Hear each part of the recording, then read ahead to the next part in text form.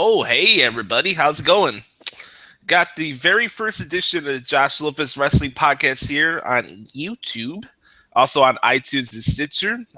Josh Lopez here from WrestleZone.com. I do the play-by-play articles for TNA, SmackDown, Lucha. Happy Hump Day, by the way. And all your WWE pay-per-views. I'm not a reporter. I do play-by-play articles. That's my role. I love what I do. I've been watching wrestling for almost 20 years now, and I love all eras of wrestling. Not everything is rainbows and butterflies, but I'm a professional wrestling fan, and I'm damn proud of it. And we do this show for the fans that want to be fans. We have fun here. Over the past couple weeks, you've seen on this YouTube channel, I've done back and forth videos with my good brother Adam Daley, and we just shoot the shit. That's basically what my show's about: shooting the shit, having fun, talking shop about what's going on with wrestling, and that's kind of like my model for a lot of the shows I do, especially my sports show. Like my goal is to have it like a barbershop type of environment where you can say what you want to say, or let's say like I'm sitting next to Adam at a back porch or whatever, talking about wrestling. That's the goal of it. So yeah, we're on screens. I'm in Chicago, Adam's in Pennsylvania, but it's like we're sitting next to each other talking about wrestling. So going forward, this is going to be the name of it. I think it's the right thing with everything I'm doing with WrestleZone and getting the name out there. Branding is just part of the media business. It's just a part of the thing we have to deal with. But it's going to be a very busy day today, but I'm glad to start a new era, and I'm glad to introduce our weekly correspondent. You already seen him in a couple of these videos. He is the Joker to my Batman, and he's one of my best friends in the world. He is the one and only Adam Daley. What's good? What's up, good brother? Josh, thanks, brother. I appreciate you. Anyone at home watching, thank you, or wherever you're at, thank you for allowing us to grace your smart televisions, wireless devices, and or laptops/desktops, I believe. And hope we kind of keep you guys entertained for a little bit. Yeah, I remember PS Vita too. You remember that old mini PlayStation system? Yeah, I'm sure people watching Xbox, PlayStation 3, all the good stuff, Xbox One. I might make a change for that. Who knows? But anyways, we got a lot to get into today, actually. A lot of great stuff with wrestling, especially with Payback coming up this Sunday from Chicago at the Rosemont Horizon. I call it the Rosemont Horizon. You could call it the Allstate Arena, or you could call it the house that Punk built. It's up to subjectivity, I guess. But if you have any questions about what's going on with WWE right now, please, by all means, send us a question. I'm at Twitter at WZ Josh Lopez. Send a question to Adam Daley 13, or just submit a question here on YouTube, and we'll get your guys' thoughts on what's going on with wrestling. But besides that, I'm really, really excited with where things are going right now, just from a general business standpoint. I'm not talking about just WWE. I'll talk about a lot of things, because you have Ring of Honor, who's coming to Chicago next Sunday for Global Wars at Chicago Ridge. It's their pay-per-view. They have Colt Cabana versus Jay Lethal in the main event. You have a lot of the New Japan stars that are going to be in Chicago for that event as well. So that's going to be really cool. Lucha Underground, like I said, is killing it. It gets better week in and week out. If you want a real alternative for what's going on in today's wrestling business, Lucha Underground is the show for you. SmackDown, I've been saying this since October of last year. If you want the keys and bolts of what's going on with the storylines, and if you're that fan that loves the Pro Wrestling 101 playbook stuff, SmackDown's the show for you. It's 2 hours. You can DVR it, and you can sim through it as fast as you want, and you'll actually enjoy it. I genuinely look forward to covering SmackDown each week. Besides Lucha, SmackDown's the show I look forward to covering the most. We know TNA's issues. Not going to get into that. I think their shows on television is good, despite the fact they got the worst commentary team in the business with Josh Matthews and the Pope, but that's neither here or there. And you know what? Raw's been pretty solid over the last 3 to 4 weeks, and we got a very big pay-per-view coming up this Sunday that I'm really looking forward to. So overall, the business is going well, and that's all you could ask from all fronts. I'm sure New Japan's doing great. Rev Pro, they got the global cruiserweight stuff going on in the UK and Evolve. Indies are doing great as well. So it's a good time to be a wrestling fan. And I wanted to say that right at the bat before we talk about Payback, because I know a lot of people like to do their segments called State of Wrestling. I think that's kind of play out every week. You need to have a State of Wrestling. I mean, every once in a while you can generalize what's going on, but like that's just my thoughts on what's going on right now. Adam, I'll toss the question to you. Just in the general aspect of what's going on today, what are you enjoying, what you're not enjoying? Do you think wrestling's in a good place right now? Yeah, I think anytime that you have this many people constantly talking about all forms of wrestling, absolutely it's in a good place. And that's what people don't understand when they take to their keyboards and they want to berate, whether it's Roman Reigns or WWE or booking or this isn't the wrestling that I knew, or this. Well, you know what? You're just helping them out, because it's all, we live in a society today, guys, where it's all about hype. It's all about buzz. And I said this yesterday, that I don't understand why, if you hate Raw so much and if you don't enjoy it, if you don't like it, stop watching, sell your stock, and shut up. It's easy. Jay-Z got a line: if you don't like the lyrics, you can press fast forward. Period. That's it. There's so many other alternatives out there, like you said, Lucha, New Japan. Listen, I wish that I got Pop TV just to see what TNA is doing right now, see what Impact's doing, because I would like to dip into them a little bit more. Because when wrestling's good all across the board, it's good for all of us, guys. It's good for the performers. It's good for us as fans. I just don't. It's funny because people think that they're harming a particular company by down talking them or whatever, but all you're doing is you're putting them in the spotlight and making them look good. And I think Tyler Breeze put a tweet out yesterday that said, I don't want to say whatever it was word for word, but Josh, this is something we've always talked about, brother. It's not about anymore. It's not about heels. It's not about good guys and bad guys. Sam has been saying this for quite some time now, and I know men don't like this, but the woman is right, guys. There is no such thing as, it's not traditional heels and baby faces anymore. Yep. It's the reality era, because what we have right now are how people are. Nobody is fully 100% clean. Nobody's fully 100% bad. This is what we're getting out of these characters. And if you think for a minute that they're not egging us on to boo Roman Reigns, you guys are crazy, man. They're doing this intentionally because they know that as soon as somebody gets on their soapbox, and it doesn't matter whether you're in the industry, used to be in the industry, not in the industry, just a general fan, if you want to get on your soapbox and complain about it, you're playing into their hands. You're playing absolutely into their hands. So for me, I think wrestling's in one of the best places, and the money shows, guys. Josh, refresh my memory. What was 2015 for WWE? WWE had its highest revenue in company history last year. Would you also maybe agree with me that not only did WWE have its highest grossing year, which, I mean, we can say that as a fact, but I would say that the interest of independent wrestling organizations, which really aren't indies. Listen, New Japan Pro is not independent by any stretch of the imagination, but we consider it independent in the United States, right? But now look at how many people are interested in New Japan Pro. Look how many people are now interested in like Progress UK, IPW UK, ICW out in Scotland. We all can pick little organizations all across the world that we're now dipping into, because WWE is bringing in talent from all around the world, and now we want to see what those companies have too. So I think if we're going with a state of wrestling, and guys, remember, WWE is much different. They're a corporately owned company. They're sports entertainment. They're entertainment first with wrestling mixed in. So I think that it's a really, really good time to be a wrestling fan, because if you don't like WWE, just don't watch. You have a million other options. I don't get why we would rather sit there and just be so angry about it, and everybody wants to be so, I'm right, this sucks. Being a polarizing figure to me, and I get that that's what sells in today's society, and why I'll never be, because I refuse to sell out to be a polarizing figure just for for a bunch of sheep to be like, oh, yeah, he's right, blah, blah, blah, blah.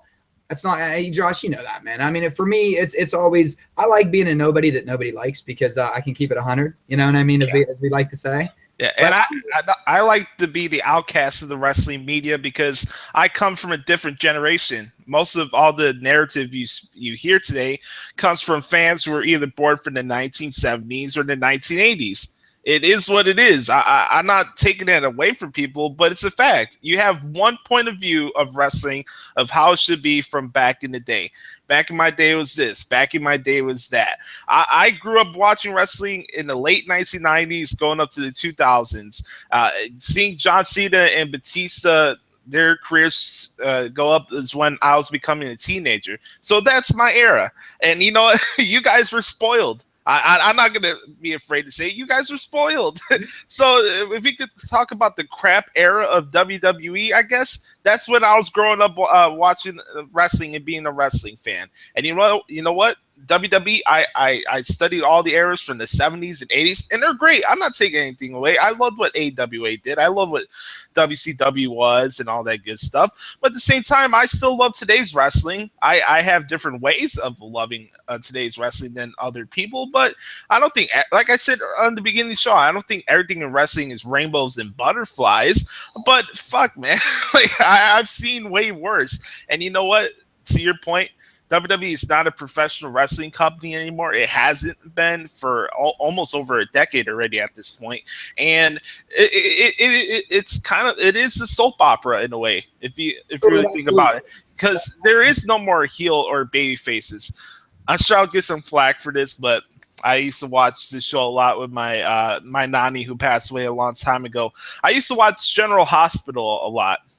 I'll admit it, I used to watch General Hospital a lot. And Sonny Corinthos wasn't a good guy. He wasn't. You know, my wife is tripping right now because she is loving everything that you're saying. She's going crazy behind the camera right now. Monkeys in the truck, settle down.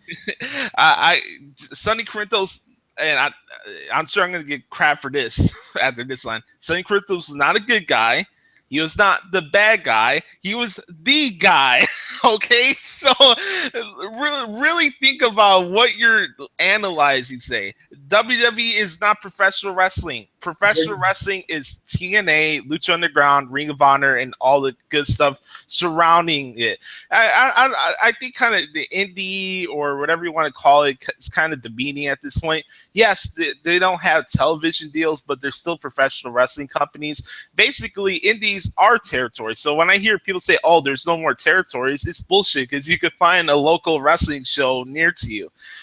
Wrestling is what you want to make out of it. If you want to be miserable and be that out of touch guy, hey, that's perfectly fine. But you're gonna, I think it's calling the kettle black when you're gonna go and call Vince McMahon out of touch when you are the one that's out of touch. Right. Well, and here's my thing too, Josh. I think this is a really, I'm big into perspective. Okay. And yeah. Brother, you know that I'm always big on perspective, and I look Absolutely. At it. Listen, everybody knows I'm a Jon Stewart mark. I think that was very evident last year. If you guys have ever followed my work or Sam's work, and I'm just kind of like the guy that's there. So, but you guys know that I'm a huge Jon Stewart, and it has nothing to do that I'm this liberal hippie, whatever that everyone loves to throw at me. But I was a huge Daily Show fan. I was not when Craig Kilborn was the host, and I'm not now with Trevor Noah as the host. And that's nothing against Trevor Noah. I think he's a brilliant comedian. I think he's absolutely hysterical.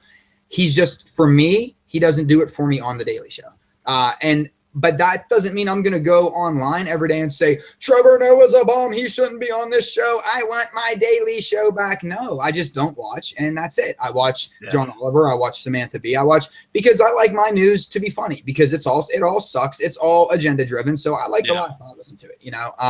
But I just, but it's one of those, I could sit here and be angry that Jon Stewart retired and angry that Jon Stewart wants to do different things and chastise Comedy Central and the writers of The Daily Show. No, I just don't watch. And it's sad because I actually have the series set to record, and every day I go through and I just delete it off. I don't watch it. I record it and just delete it off. And that's, I guess that's my point, is that I made the comparison yesterday. I love The Walking Dead. Can't stand Fear the Walking Dead. Just don't watch it, so I don't talk about it. I haven't watched TNA for how long, but that doesn't mean, again, that's subjective to my own personal opinion. But I want TNA to be good, and that's why I wish I got Pop TV so I could see Impact. I don't watch presidential debates because I don't like any of them. So again, why are we sitting there putting ourselves in a situation where you want to be miserable? We live in a miserable society that wants other people to be just as miserable as everyone else is. And I just don't get it, Josh. I really don't. There, like you said, there's so many options out there right now. So many ways to watch professional wrestling and or sports entertainment, whether it be online, whether it be, all across the world. It's a fantastic. Listen, I was born in 79 and I grew up in the golden age, and I went through the 90s. I fell off in the mid 90s when it was real bad. I came back in during the Monday Night Wars and, never left since. And listen, you have to change with the times, brother. You know this. It's entertainment. I hate when people are always like, music isn't what it used to be. Well, no, listen, maybe it's just not for us. Like I said yesterday, I don't listen to as much hip hop anymore because I feel like it's watered down, but that's just my opinion though. I'm also not like a 16, 17-year-old teenager that thinks he's balling and all kinds of stuff. You know what I mean? Like I think that if you want things to stay the same for the entire life cycle of whatever, if wrestling never changed, we still would not be watching WWE. My issue with this whole thing is that there's a lot of people out there that feel that we have to succumb to what they like because it's not from their narrative, it's not from their era, it's not feeding their ego, it's not feeding their pockets. I love how people say, oh, I'm a realist, oh, I'm just being honest whenever they're talking. Hey, if you talk and people actually agree with what you're saying and follow you along with your path, you wouldn't have to say, oh, I'm being a realist, oh, I'm being honest. Just say what the fuck you need to say and get over with it. If you don't like something, cool. But don't go back and go and harp on the same shit over and over and over again. And then at the same time, tell everybody, oh, I'm just being honest. Oh, I'm just being honest. There should be nothing you have to be safe or play around with. Say what your opinion is and have the courage and the balls to stick to your convictions. It's not that hard. I'm a media member, and I know that in the media business, you need to look at the different perspectives. You need to look at the bad side. You need to look at the good side. That's why I listen to a lot of wrestling shows to get different perspectives and see what they're going to say or whatever. But I'm not going to let what they say dictate what my opinion about wrestling is, and it shouldn't be that way either. Okay, Vince Russo does not like wrestling anymore. Okay, but why is that? He's going on every week gloating about the fact that he gets paid to watch Raw and dissect Raw with Wrestling Inc. each week.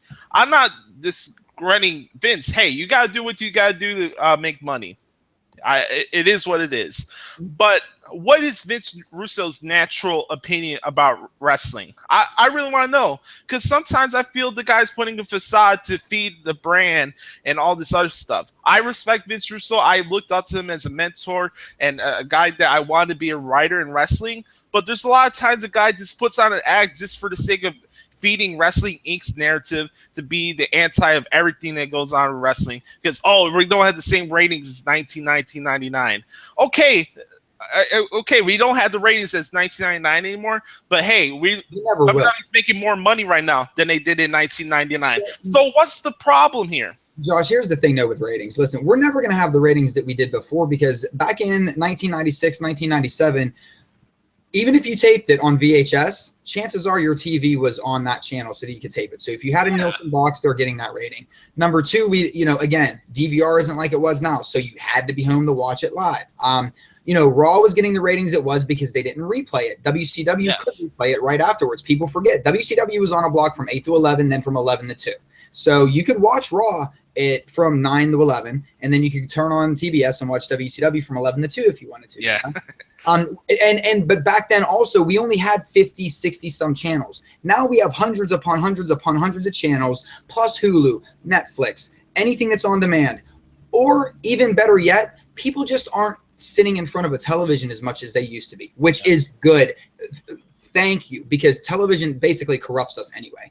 But I think the biggest thing is ratings are never going to be what they were. There's too much out there. There's way too much out there, and there isn't that. I don't want to say there isn't a demand to.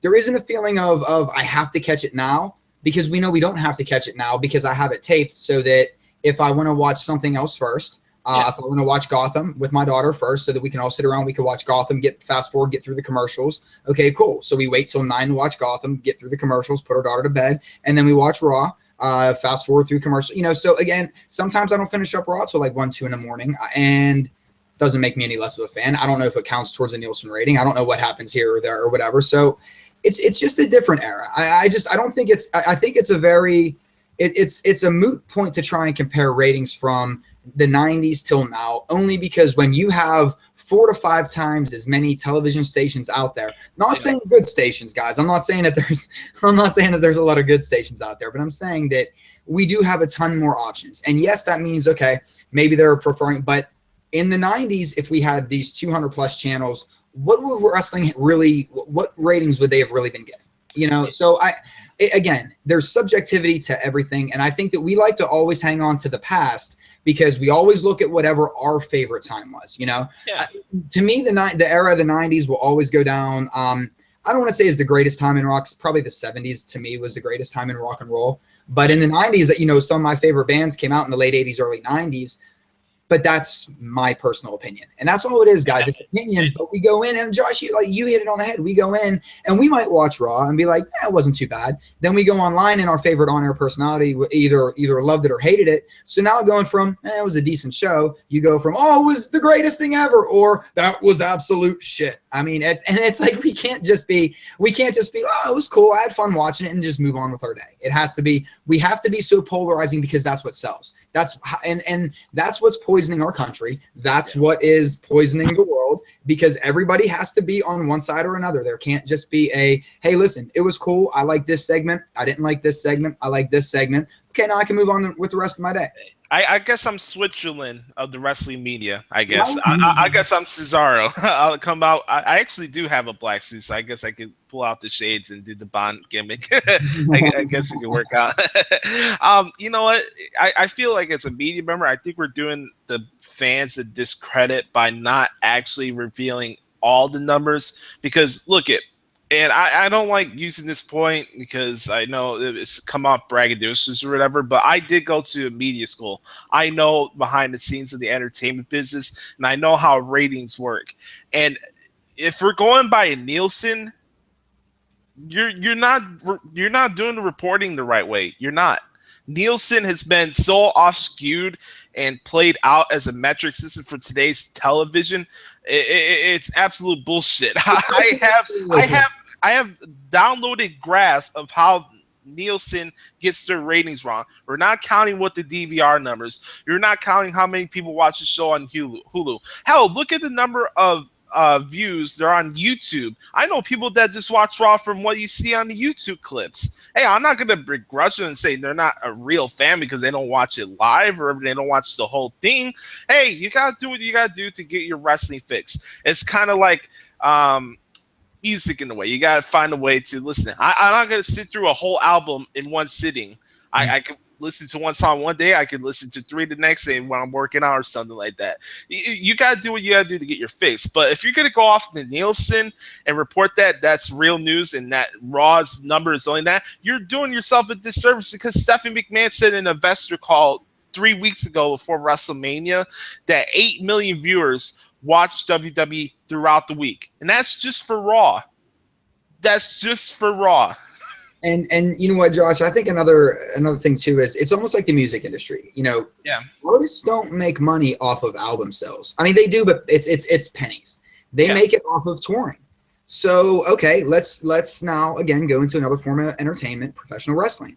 The only people that ratings matter to, and the only people that ratings should matter to, and I've said this for how long, are sponsors. If you're a shareholder and you're sitting at home saying, well, they matter to me, sell your stock and shut the fuck up.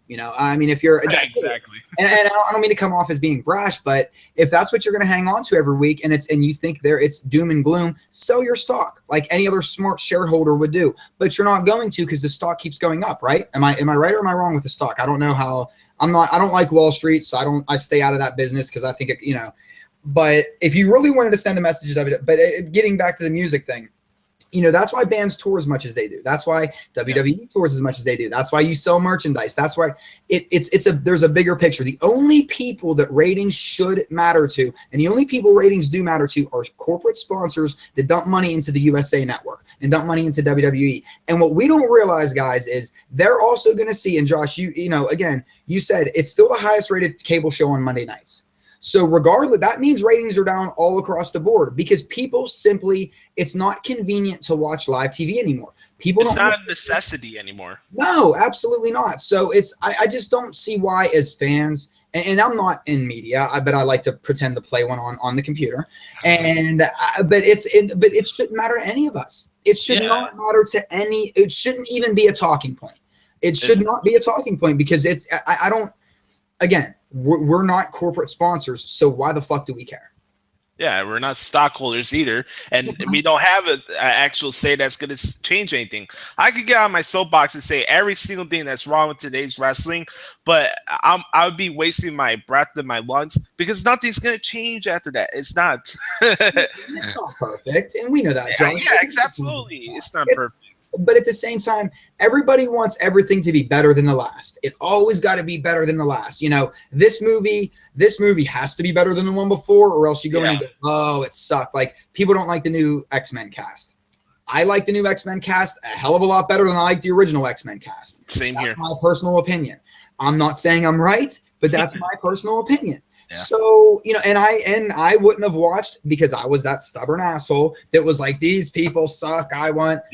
Finally, my wife got me to watch. And yes, I definitely love it. But again, it's one of those deals where why complain? Why complain? It's like we do this to break away from the rigorous hell that is life. Hey, I think you're gonna like this because I know you hate this character. I was 6 years old when the first of the new batch of Star Wars movies came out. I loved Jar Jar Binks as a kid. I was 6 years old. I loved Jar Jar Binks. He was the man. But hey, you know, I know a lot of people hated that character, but that's not going to make me think that all the new era Star Wars movies sucked, because that's not the case. I thought the last two that they had were phenomenal, especially the one where they show how Darth Vader became Darth Vader. So, you know, at the end of the day, we're talking about the general business aspect. Yes, wrestling and what you see on the product is subjective. If you don't like it, like Adam said, you don't have to watch it.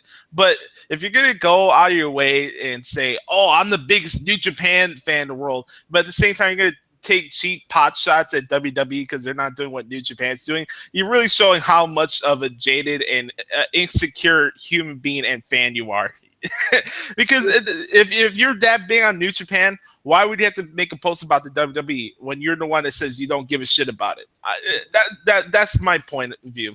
But listen, Josh, let me ask this: how often have you ever seen me? Well, even in discussion, how much have I ever talked about Nickelback or tweeted about Nickelback or anything like that? Zero. Yeah, because I don't fucking like them. They're terrible.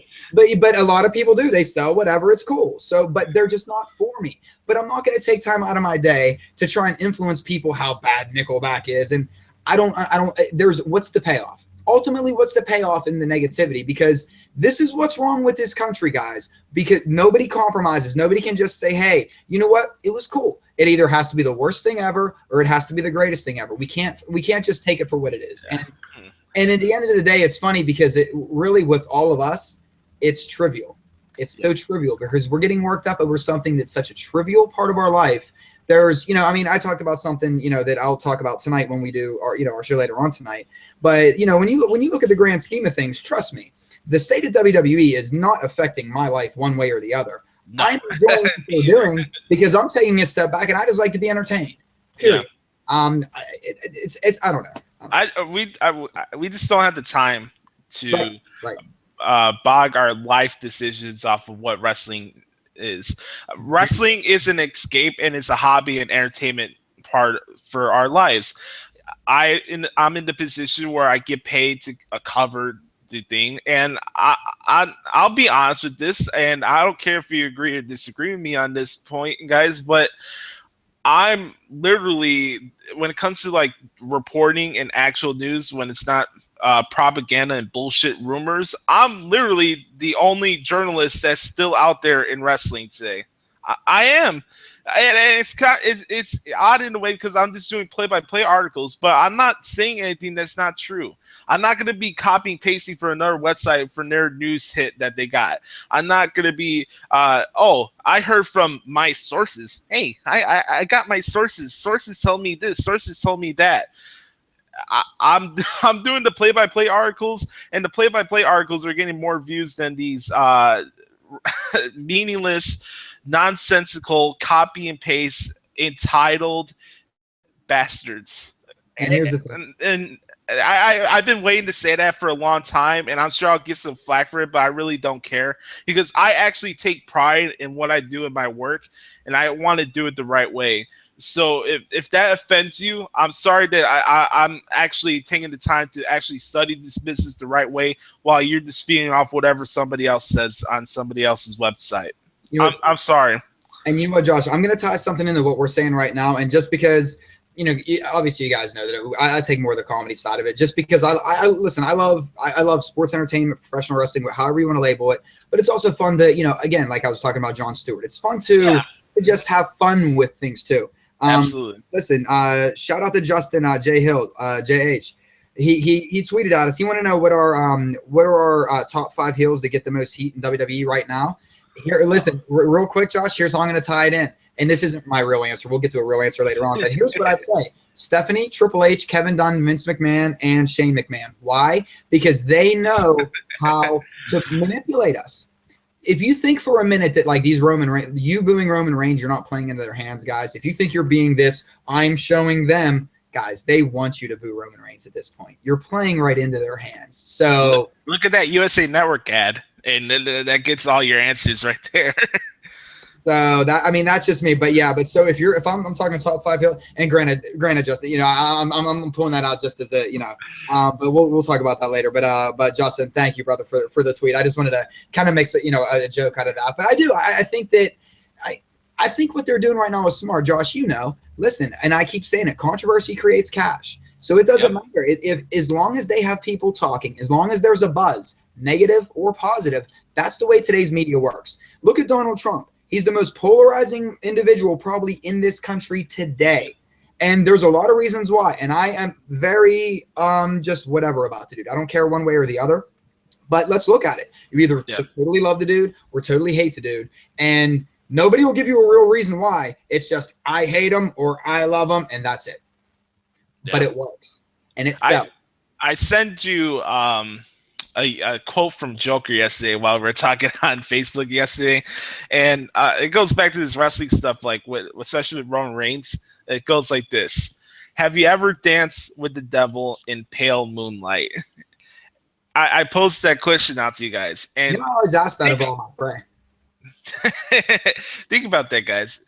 When it comes from Roman Reigns to Eva Marie to John Cena, to Dixie Carter, to Vince McMahon, to Kevin Dunn, to whoever the big controversy guys that we can't stand, that we want to bring pitchforks and want to burn everything down to the ground, those type of personalities, you're feeding their pockets at the end of the day. and let's face it, if there's anybody in the world that loves trolling the internet, it's Triple H. And a lot of it has to do with, guys, and whether there's truth to this story or not, I don't know. But, the old adage is that, whenever they had the curtain call, the real reason Triple H was punished was because somebody took video and leaked it online. And ever since Triple H became, because originally Vince was okay with it. And I don't know, guys, please, this is just, again, things that you read, over the course of the years. But if it was somebody that leaked the video out and because they broke kayfabe back in the mid 90s, and now I'm eating shit for 2 years because of it, because I'm really the only one left in the company, and they're not going to punish HBK at the time, I'm gonna, for the rest of my career, I'm gonna do everything humanly possible to piss off the internet darlings, including those internet darlings that do it for a living and make money off of it. Because I always say it, guys, if you're behind a computer and you're talking wrestling or you're doing a video, I don't care how much money you're making or not making, you're an internet darling, period. And you know what? I saw a tweet late last night. I was just one of those nights where you can't sleep. I'm very busy. For you guys that don't know, I do a lot of stuff outside of wrestling, where I'm doing a lot of articles late at night. So I'm almost up to the wee hours of the morning. And I saw a tweet from Tyler Breeze. By example, another internet darling at NXT Blowhard, and a fan was sending him a tweet saying about, you're breaking kayfabe because you're driving with a baby face or whatever, right? And he's even saying that those terms don't even exist anymore. So you know what? I would have been like, why you following me? Why are you creeping and stalking up on me? I know I'm gorgeous, but come on. I say this every week when we do this, but it's a never-ending cycle of bullshit just to feed and give us another reason to be upset over something that we shouldn't be upset about. Plus, Josh, I think a lot of people need their ego stroked. I do. I think there's a lot of people out there that for whatever reason, they need their ego stroked. So it's easier to take, even if you don't believe it, it's easier to take a hardline stance on one direction versus, listen, guys, and again, with Raw on Monday, I'm not saying it was like a 5-star show, but it's and even the beginning, the beginning of Raw I thought was kind of flat a little bit. Like I liked the Shane Stephanie interaction, but we could have got a little bit more out of it. I'm not going to sit here and say it was, oh my God, it was great. I enjoyed watching it. It doesn't mean like everything for us. We always want to make everything feel like Game 7 of the Stanley Cup Finals. You know what I mean? Everything has to come down to like when the Penguins beat the Red Wings in the final seconds of the Stanley Cup Finals in 2009, where it's so exciting that we're not always going to have that. We set ourselves up you're setting ourselves up to fail if you go in with that mindset that it's always going to be this knockdown, drag out home run of a show, because it's just not possible, because you're trying to please so many different people, because you know what I mean? And there's so many different demographics that they are trying to please in a 3-hour show. So it's not always going to be for you, but what I do like out of it, I think right now they're doing it's the same stuff we talk about every week. I want to give a shout out to our boy Nick_BD out for the UK, and he said that he likes my play-by-play articles. I appreciate that, bud. He also says he's yet to find a valid reason why people hate Roman Reigns. I'm not going to get to that right now because, like I told you last week, Roman Reigns is the most discussed guy in every single wrestling show. The amount of time and anger and whatever emotion you want to call it, it's always stress on Roman Reigns. So you know what, Adam? Just for a little tease for tonight, if you guys want my thoughts on Roman Reigns, I'll tell you on tonight's Wrestling With. Okay? Yes, we will talk Reigns tonight. Let me write that down now so I do not forget, because we all know that my brain is scrambled from some pharmaceuticals. I talked about that the other day, so I have to write things down just to remember things. Let me talk about Raw really quick, because what I liked about the first segment is that it kind of brought me back to all the times where Stephanie was always yelling at Daniel Bryan, saying, "This is my ring, this is my building," and she always brings out the security guys bring Daniel Bryan out. I just thought it was good irony. I didn't think the segment was perfect or anything, but I didn't think it fell flat, because it went with how Stephanie's character is presented, and Shane's the one trumping her. So I thought that was really cool. And everybody's like, oh God, they're still not going off the Taker stipulation. Hey, John Cena was supposed to quit WWE when he was with Nexus, but he came back the next week. As Juan Cena. Does anyone remember Juan Cena? Or better yet, when The Miz was Mr. Canada, or what was he? Was it Mr. Canada? Calgary Kid. The Calgary Kid. There was Hogan was Mr. America. Come on, God. Like seriously? Yeah, Juan Cena spilled CM Punk's diet soda when he was supposed to be out of Raw. Come on, man. Josh, midway through this show, I'm going to retire, and then I'm going to come back on with a mask, and then we're going to that way. Yes. It's going to be me. Yes. And then when I come back next week, people can complain. I thought he retired. You guys are listening to the first edition of Josh Lopez Wrestling Podcast. Hope you guys enjoyed it so far. A really interesting conversation setting off the table for this new era of these shows. I'm here with my good brother, Adam Daley. I hope you guys enjoying the show. I already seen some good feedback already as the show's been going on, so I appreciate your guys' comments. And I already seen a couple of questions, so we'll address it at the end of the show. So send your questions, man. Ask anything you want. Anything. If you want to ask something about Lucha, I can answer that for you. If you want to talk music, Joker, whatever floats your boat. Even X-Men. If you're one of those negative Nancy X-Men cast guys, go ahead and knock your socks off. I see Jennifer Lawrence on the screen. Hey, it's all fine by me. I'm interested in that movie. And I love Quicksilver too. I love Quicksilver. And before anybody jumps on, it's funny because Josh, how you talk about Jennifer Lawrence. I think my wife knows more about Jennifer Lawrence, and I think she has a bigger crush on Jennifer Lawrence than I do. I'm almost as she's nodding and agreeing behind me. So yes, it's a good cast. It's a good cast. Best for business.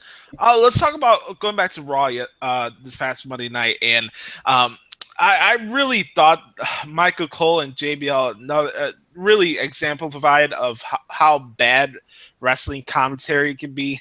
If you really think about it, if you look at how JR would call a Raw like this past Monday that we saw as compared to what we saw on Monday, you would think Raw would be 100 times better than it was with JR calling it. And I'm not saying Raw was bad this week. I enjoyed it. I thought it was solid. Usually with these go-home shows, they're more of like, oh, hey, we're a telethon for the network. So you're going to get a sample of everything we got for the pay-per-view, and we're going to try and convince you to get the network and watch Payback. So my kind of like, my perspective or how I look at go-home shows are different than most other people. But at the same time, I'm not expecting a home run show, especially when it comes to B pay-per-view. Hey, look, I know people that are more interested in Payback this year than they were heading into WrestleMania. So that's saying something. So, okay, Raw wasn't off the charts because the Hartford crowd was as quiet as Byron Saxton trying to come up with a point during the match. So, I mean, come on. And you had one of my favorite parts of the show was Enzo Amore, Vaudevillains, and New Day segment where it's just complete go. You know, I'm kind of happy that they're letting the Vaudevillains actually speak, because whenever Aiden English was in NXT and he started singing, I just thought that was great. He really cracked me up. I actually think he's a better singer than Damien Sandow. But that's just me. And he's like, "Oh, we're gonna party like it's 1899." I thought it was great. I love that. And you know, the Vaudevillains are a good example of, you know, just because you don't like it the first time, guys, you know, you're allowed to change your mind. Yeah. And that's why we have to sit back and, you know, these are characters, guys. This is like a live action comic book. Like you said, it's a soap opera. So that's why we're and the way that they're booking them, again, there's no real faces and heels. I mean, it's, you know, Kevin Owens is technically, well, he's a bad guy. He's a heel. Why does he get the proud pop he does? You know, and that's why I agree with what Tyler Breeze says a lot, or said a lot in that, you know, that tweet yesterday. But I think the Vaudevillains are a good example of sometimes we just got to give it time. There has to be patience. This is not something that you know, a lot of times if it's new, if it's unique, you're not going to catch. I mean, it might not catch on instantaneously. New Day didn't catch on instantaneously, you know.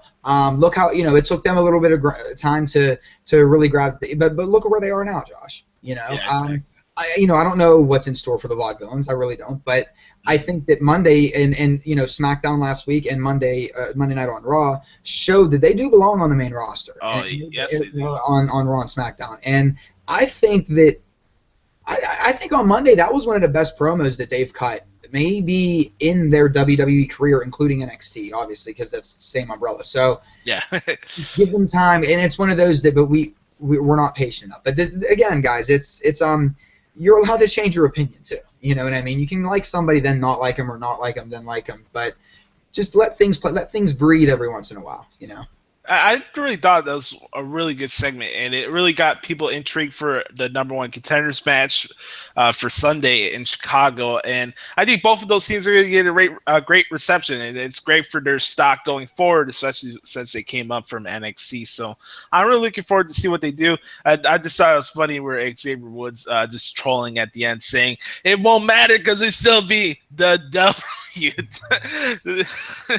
It kills me. Like I know they do the hip gyrations, all that. Biggie's too much, man. I love Biggie. He's hilarious. Josh, whenever they finally break up the New Day, how much Kleenex is going to get sold that night? Yes.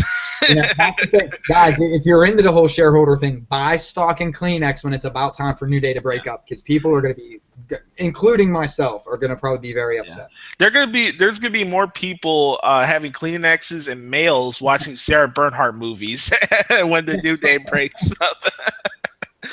You know, watching like 10 movies with a pillow, like. You know, this is something funny. You know, I for those who check out my show, The Sports Drive on the Arena Sports Network, I did this thing yesterday in the intro where, you know, sometimes, let's say you're working at a office space or a cubicle. Let's say like me and you, Adam, we're working at CBS, right? We walk in the building, there's a receptionist there, and she'll come up to you, "Oh, hey, Adam, how's it going? How was your weekend?" You know, I always run to those people when I was doing my show at ChicagoLandSportsRadio.com, and it's like, oh, God, shut the fuck up. You don't care how I'm doing. Oh, hey, Billy. Did you have a great weekend? Did you go out? Hey guys, hi. It always reminds me of Idiocracy. Welcome to what was the big was it Costco? Welcome to Costco. We love you. Yeah, exactly. Or whatever it was, whatever the big department store was. Which is what we're doing, guys, by the way. Going back to Raw, AJ Styles, there was a lot of good matches this past Monday night. I thought AJ and Sheamus had a really good match. I think Sheamus' character is I think Sheamus' character is inconsequential to me, but his heel in-ring work is so underrated, man. That guy is very, very good in the ring. Nice win for AJ. It makes logical sense for him to face a guy like Sheamus since he's fighting Roman on Sunday. Clean victory and no shenanigans there. You had Machine Gun, Carl Anderson, and Luke Gallows make their debut against the Usos. Made sense with them attacking them when they first showed up. I thought they had a good outing too, and I think I'll give JBL credit where credit's due. He actually gave him some credibility with how they were actually presented in New Japan, and it was very. I did cover a lot of New Japan shows, so what you saw on Monday night was a lot of what they did in New Japan. So I liked what I saw from there. Sami Zayn, the Kevin Owens Sami Zayn video package, along with Sami Zayn rolling up Rusev in the classic WWE babyface roll up style. I thought that was pretty cool. Good business there, and hey. Reigns and Del Rio even had a solid match to close out the show this past Monday night. What's some of the matches you enjoyed from Monday, Adam?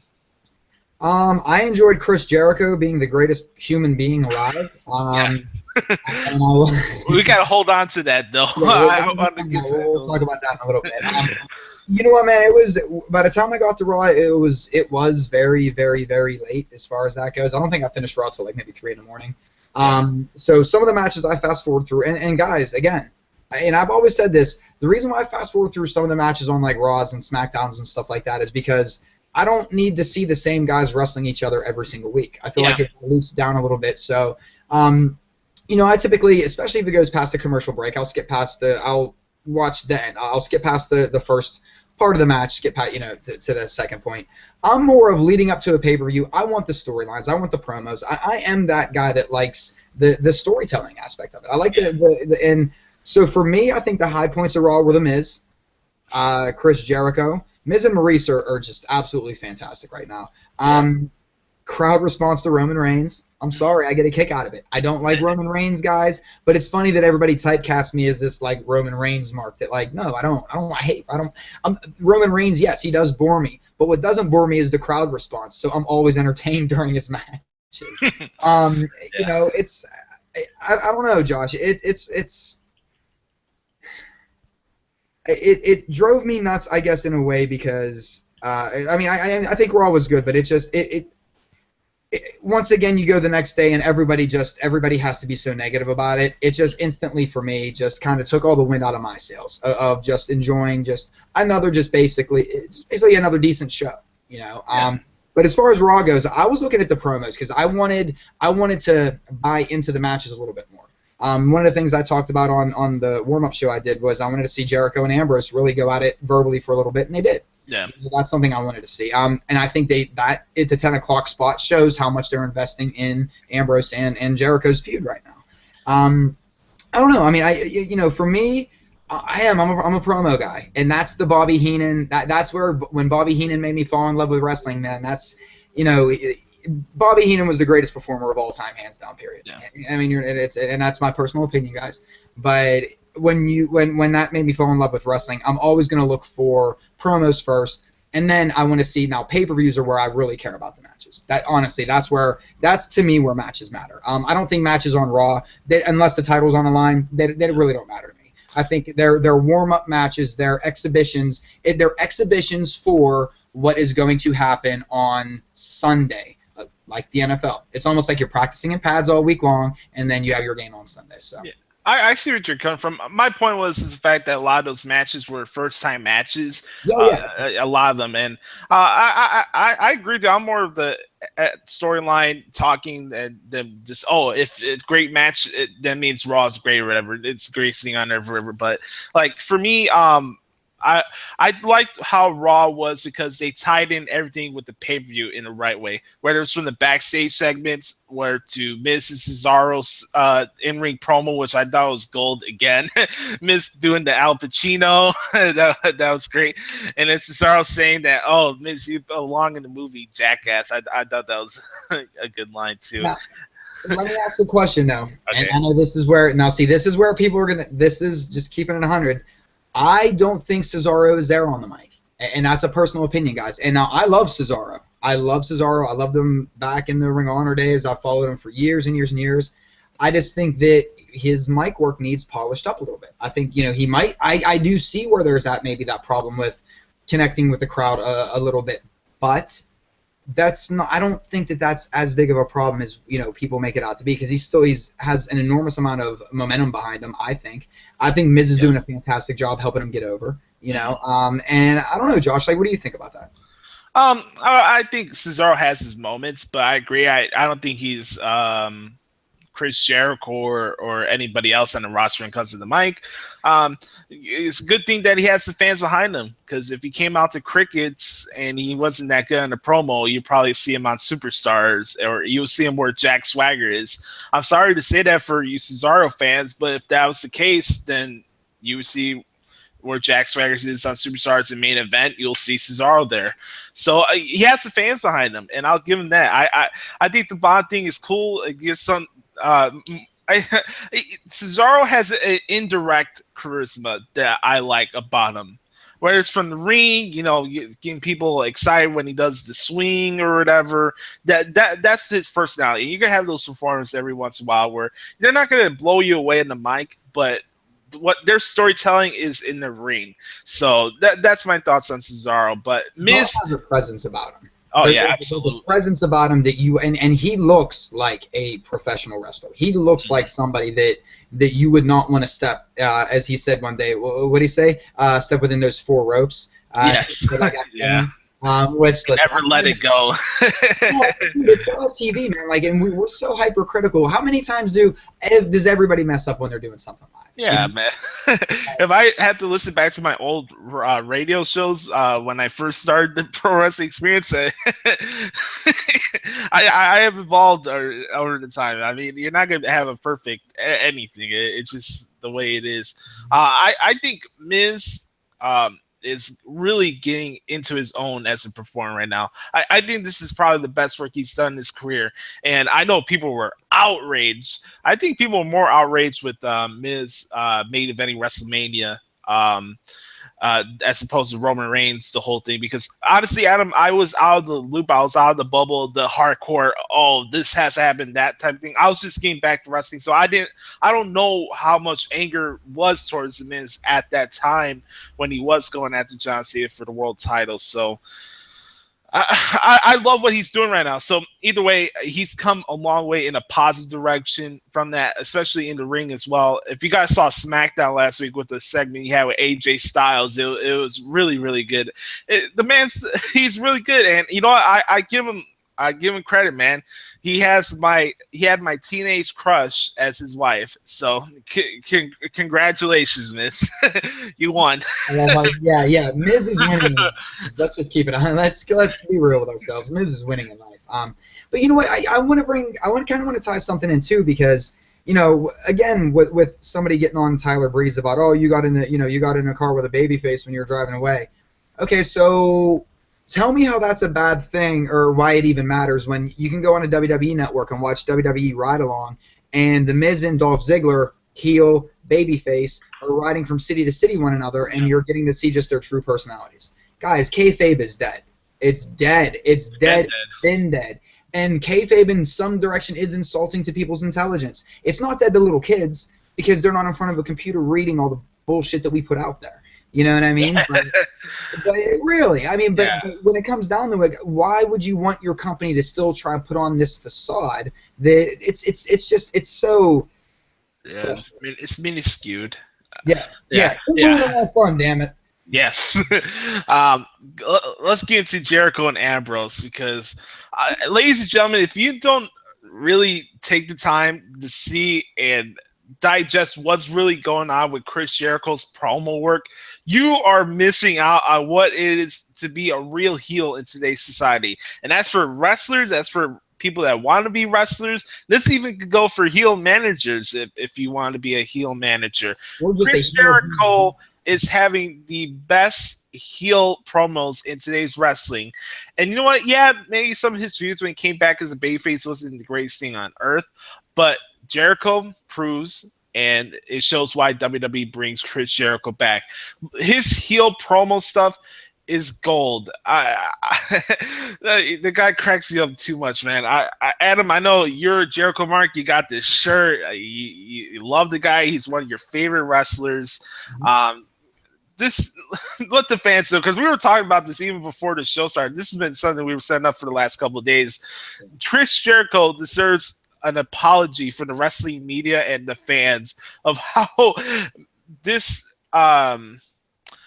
the guy has been treated badly by the fans. And I know he's came out and lash at people sometimes, but his promo is really doing today's wrestling a big service. Do you know why Chris Jericho will never get an apology from fans and or wrestling media types? It's because he's better than all of them. He's better than all of them. And here's what I mean by that. So, of course, everybody goes, yeah. This is what I mean. Chris Jericho, since the mid-'90s, and granted, Jericho started in 1990, but I'm saying in the mid-'90s when he really first, ECW, then into WCW when he was the Lionheart, and then he started going heel with the whiny Jericho, like throwing fits, temper tantrums and stuff like that. Yeah. So we're going on 20-some years now that Jericho has constantly been able to evolve and adapt to entertainment. Okay, he's always been able to connect with the fans. He knows how to get a rise out of people. He knows how to piss people off. He knows how to make you want to hate him. And that is exactly what his job is. Certain guys have only been able to do it in a certain era. I do not believe, and listen, I love Dave Bautista, and Bautista's a guy now that when he's not around, I miss him. I do. I miss Bautista because I think Bautista could bring some value to a product. I just think that with it being TV PG, Bautista knows that it's not for him. Jericho's been able to evolve himself, evolve his character. And listen, if Jericho does it with Talk is Jericho. And when you said, he's the greatest heel right now, let's scrap babyface and heel, because think about it. When you look at his Twitter feed, and this is how a lot of these characters, they build their characters now. Jericho doesn't shred everybody. If you send something moronic that he knows that he can dip his teeth into, absolutely he's going to run with it, and it's going to be hysterical, but it's going to piss people off because you think, well, Jericho's being a dick. Chris Jericho, to me, has been one of the most innovative and intelligent and smart performers. And I've been watching this since the early 80s, guys, so I just think, but this is why I'm a mark for him. This is absolutely why I'm a mark for him, because he's always been able to change. And even if it's taken him a little bit of time to kind of really, okay, now he knows the temperature of a room. He knows. He's in entertainment. He's an entertainment guy. And I think that's why it's why they keep bringing him back. But we'll never hear anybody say, oh well, you know what, I was wrong, Jericho, blah blah blah. You're not. I'll say it because I'll admit there was a time last year where I was like, man, he's my boy, but maybe it's time. Just maybe it's. But WWE was booking him as a babyface though. They wanted him to be happy Jericho, rah rah rah, Y2J kind of guy. But he's just better playing that egocentric Chris Jericho that is the best in the world at everything he does. It's interesting. I thought Jericho was going the heel route when he came back and he had that segment with the New Day. There's just something in the way he was cutting his promo. I had a feeling he was going back to the bad guy. And we assumed that was happening when he did that shoulder bump to Dean Ambrose. Oh, by the way, tying things back together, Jericho and Ambrose this Sunday at Payback. We'll make our predictions at the end of the show. But Jericho, when he did that promo with New Day, it's just when somebody's going in a different direction, the way they have their cadence in promos. And Jericho, he's the man. I when he was saying, get on your knees and kiss my $1,500 boots. $50 a piece. Yes. $100 a piece. I think you said this on Warm Up, WrestlingRumors.net, this past Monday's free show, that you wanted to see. The main thing I think you said you wanted to see on tonight's show was having that serious back and forth promo with Ambrose and Jericho with no shenanigans or talk shows. And I think so. I Ambrose cut a really good promo from an intense standpoint. He wasn't fooling around, and I love the segment. It was awesome. What kills me too is that, you know, everybody, and again, it just goes back to everybody was just constantly complaining that Jericho comes back, he's just laying down for people, he's laying down for people, he's laying down for people. Well, now he's winning matches. But look who he's beating, guys. He's beating all the internet darlings, AJ Styles, Sami Zayn. I mean, you know, and now people are like, well, you're burying Zayn, you're burying this, and I'm glad he's owning it. And again, he's owning the terms that we think that we know what they mean, and we. That's how you get hit. That's how you get heat today. That's how you get heat today. To me, that's why I don't like saying heels and baby faces. I want to say, are you looking to get heat, or are you looking to get a pop? I think that's in today's wrestling, at least in WWE. Yeah. I think because it's different. I think what we're looking at is you're either going after heat or you're going after that pop, and it's about how can you get it done.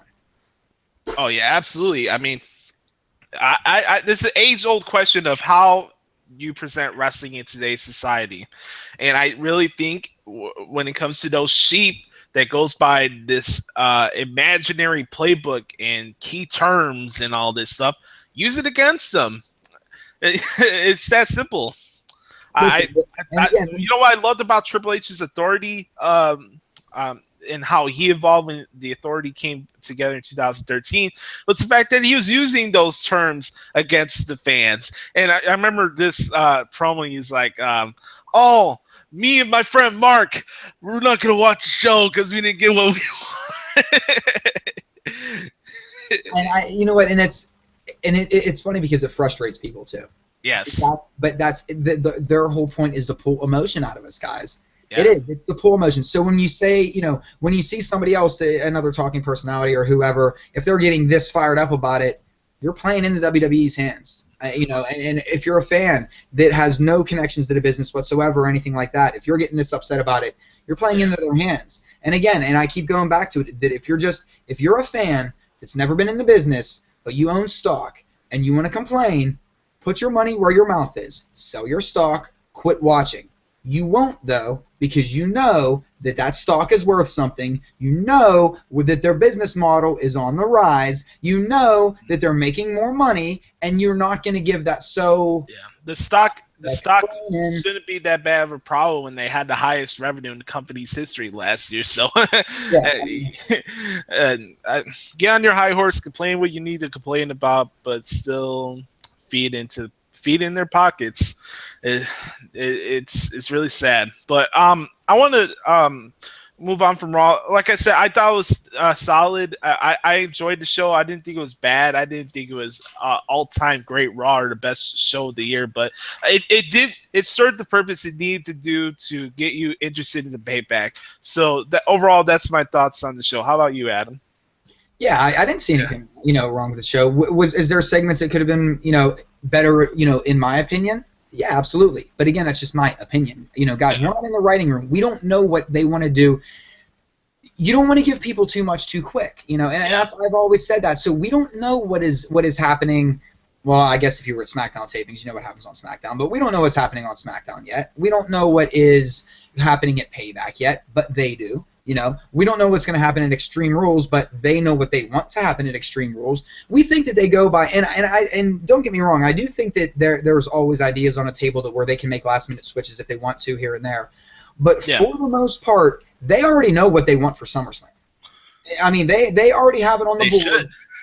Right. I mean, and really, guys, they already know what they want as their main event for next year's WrestleMania, barring a breakthrough, a breakout superstar and/or injuries and just the final point, just to end on all this. Yeah, absolutely. I think Raw's been entertaining, especially when we don't have Seth Rollins, especially when we don't have John Cena, especially when we don't have Randy Orton, especially when we don't have Bray Wyatt, especially when and I could keep going on and on and on and on with the injury bug that we have right now. And they're still pulling out interesting and outside the box things.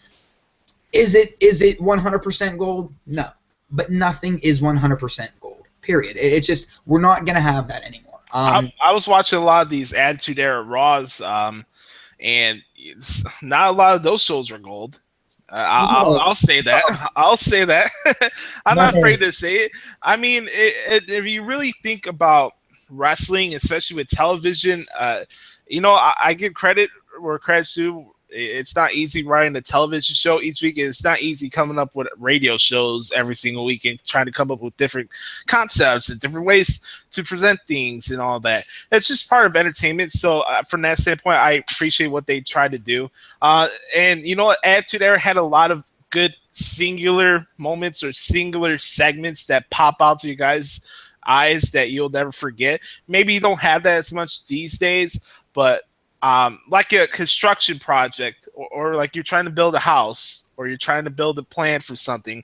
You have those in-between things you need to have in order to have the final product at the end of the day. So you have bridge episodes, and that's and take any show that you watch on TV, whether it's 12 episodes a season. Netflix typically goes 13. Some shows like Walking Dead are 16. Gotham goes 22. Yeah, you're gonna have bridge episodes in there where it's not going to be the most exciting. It's not gonna, and hell, you might even just absolutely despise the episode. But when you look at a grand scheme of a 22-episode season, if there's 2 or 3 episodes that were just kind of bridge episodes because it's necessary for the story, they're necessary for the story, guys. They're storytelling. It isn't, if you want strictly just 5-star or what you think are 5-star wrestling matches, which are really a lot of times spot matches, guys. I mean, I hate to say that, but a lot of times these quick matches where it's like non-stop action, it's going blah blah blah blah blah blah. All it is spot matches. I look at the old X Division in TNA, which was highly entertaining, but it was still, to me, it was spot wrestling. It was all about quick spots, boom boom boom. There was no real storytelling at all whatsoever. I just think that we need to kind of, it's like if you read a 400-page book, not every page is going to knock your socks off, guys. Come on. I mean, just come on. I want to bring in a topic, kind of a keep it 100 thing, but more like a top 5 list because we had a couple questions already for the show today. This one's from our good friend Frank. This one should be interesting. Top 5 worst gimmicks ever. Brother. I already wrote a couple down. Go ahead, Josh. You can. I'm gonna go with Mordecai.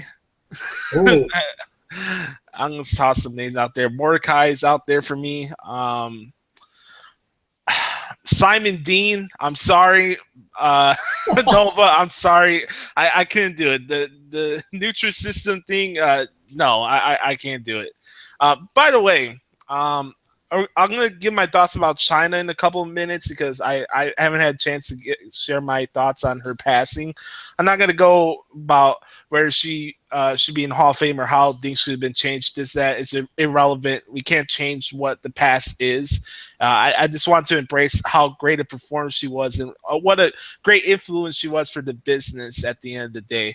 So I'll give my thoughts on Chyna in a couple minutes. But going back to this, I wouldn't call him a gimmick, but the guy's character absolutely sucked ass. It was Ahmed Johnson. The Sultan. I remember that as a kid. The Sultan. And number 5, man. It's probably going to be the Goon. It's going to be the Goon. All right. I wrote some down because I saw it come through earlier. Skinner, Duke the Dumpster Drozier, yes. Bastion Booger. Come on, man. Those are I wrote down Hulk Hogan just because. There's a reason why. And listen, and of course I'm saying this to be funny, but go back and look at Hogan's promos from the 80s. Yes. Fucking horrible, man. It's yes. the time it worked. It was subjective to the era. Yes. Hulk Hogan's character from then would not work now. He'd be getting booed out of the arena more than Roman Reigns. So that's why I wrote Hulk Hogan down. If you think Roman Reigns is the cancer of wrestling today, picture Hulk Hogan's promos today if he was like getting his start now. Forget about it. Everybody always talks about the 5 moves of doom. My man had 3 moves of doom. The back rake, the big boot, but and hulking up, I guess, if that's a move. And the hand gesture. But, okay, so Skinner, Duke Drozier, Bastion Booger. Men on a Mission, I could have done without. We were actually laughing about that yesterday on Twitter. And I want to say there was one. I'm trying to think. You know what? Take anybody out of the Dungeon of Doom. Yeah. Yes. Take any character out of the Dungeon of Doom. We'll go from there, and that'll wrap up my top 5. And if we had a worse faction list, we could talk about a faction group that just came to an end. The League of Injuries are no more. It's official. The League of Injuries are sayonara. That will be on SmackDown, correct? Correct. Spoiler alert. Spoiler alert. What was I gonna say? Some other bad games come up to my mind. Like, I remember this one guy at WCW. 3 Count, Glacier, Tank Abbott. I know he's an MMA fighter, but still his promo sucked ass. Who else? Here was a bad gimmick. Bart Gunn is an actual fighter because that didn't work out. Raw for all. Yeah. Hey, Tiger Ali Singh. Was that? Remember Tiger Ali Singh? Yeah. I know some people call this guy a bad gimmick, but I think it's total BS because he was actually a really good heel during that time period.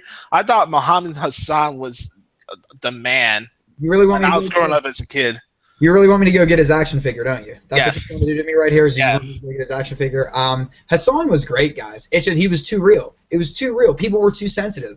That showed back then. That showed me where we were at because in the early '90s when it was Hogan versus Saudi Slaughter or Iraqi Slaughter, whatever the hell they were pushing. I'm cheering for Slaughter as a little kid, like, yeah, screw USA.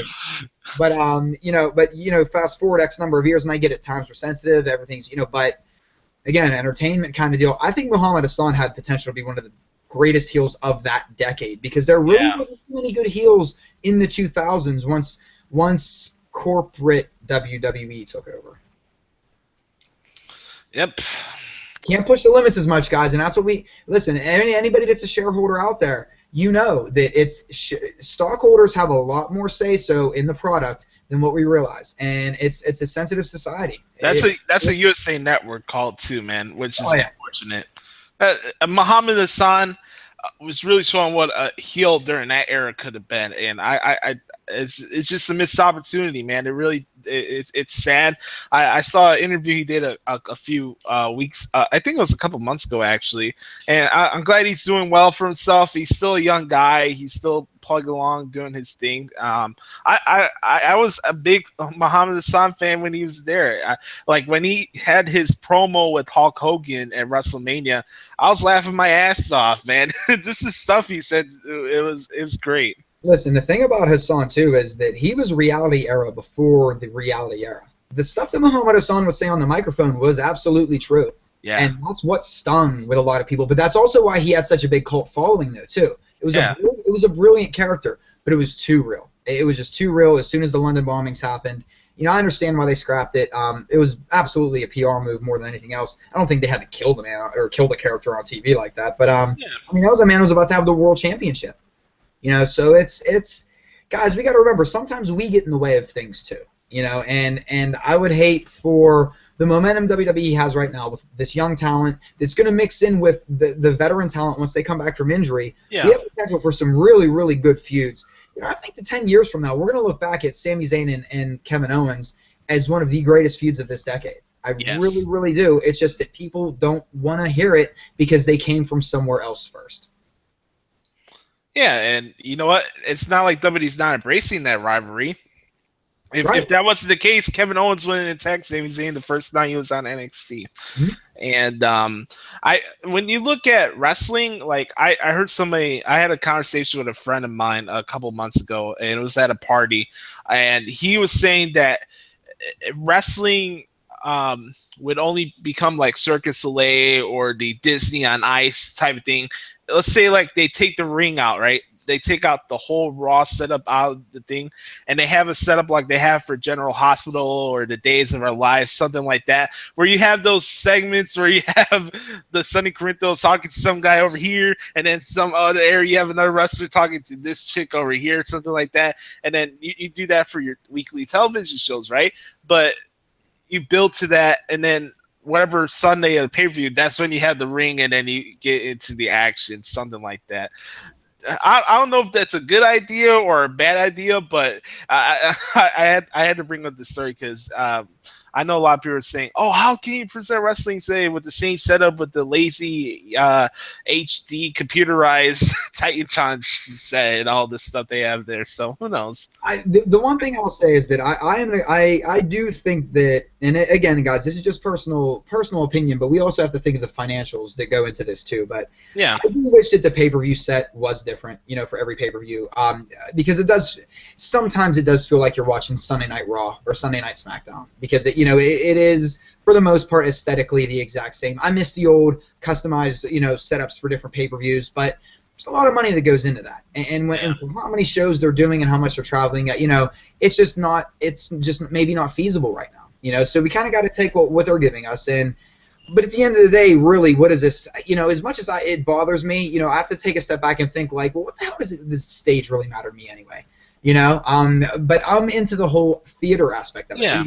Xavier Woods said it's Shakespeare. It's one of the few Shakespearean style theater events that we have now. So I like all the added little bells and whistles here and there. So when they take them away, yeah, it kind of sucks, but it shouldn't take away with the overall value of the product.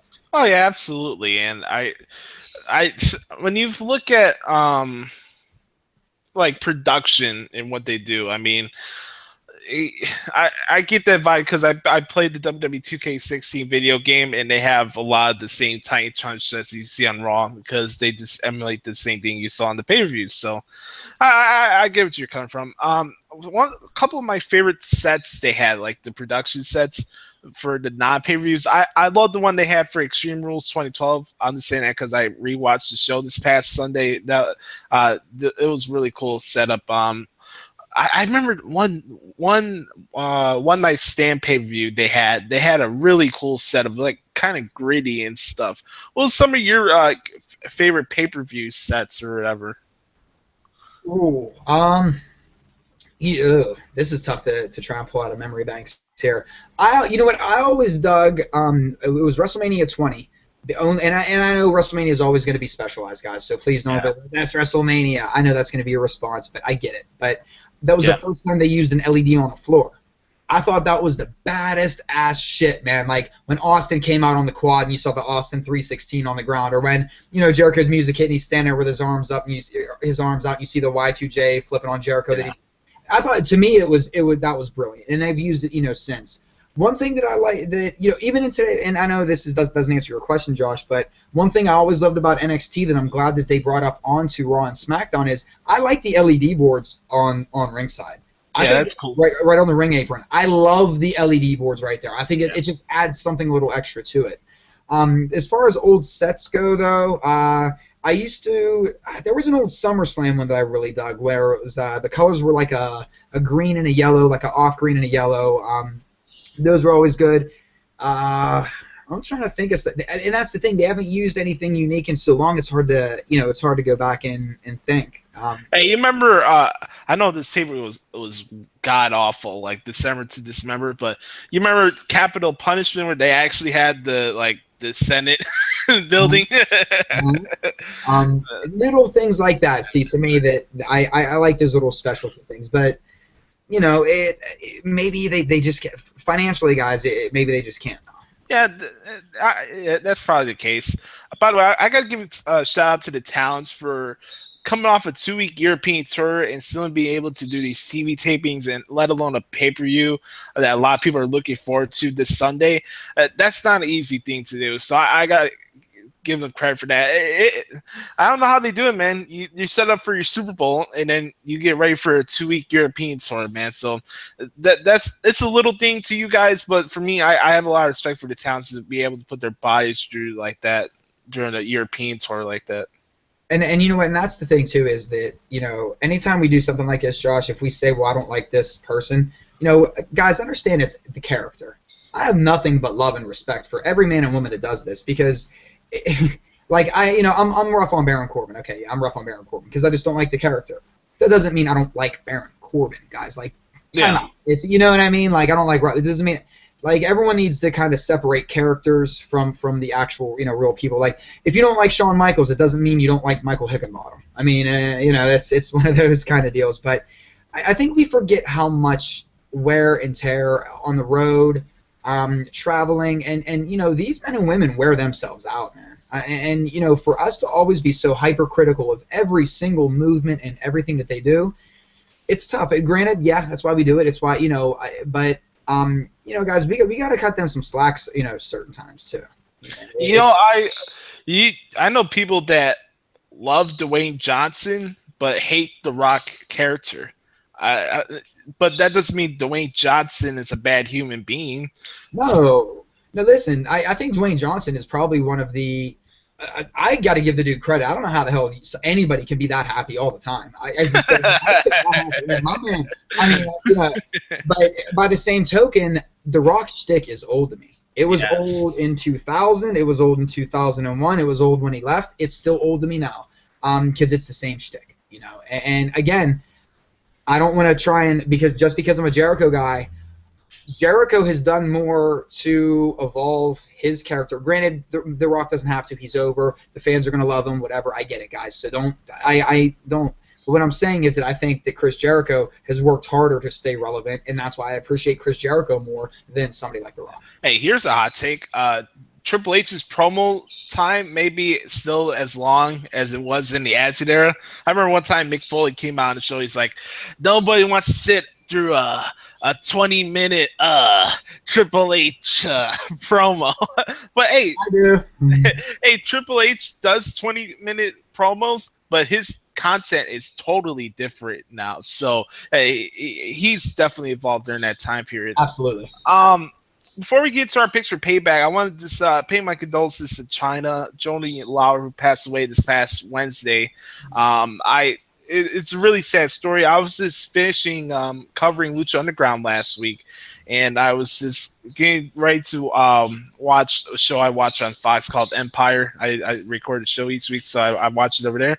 And I got a text message from my dad saying that Chyna passed away. Like, he saw a report on TMZ or whatever, and it's like, it really sucks, man. We go from Blackjack Mulligan passing away. We go from Balls Mahoney passing away at a young age. Chyna now. It's really sad. I really pray and hope nothing bad happens this week.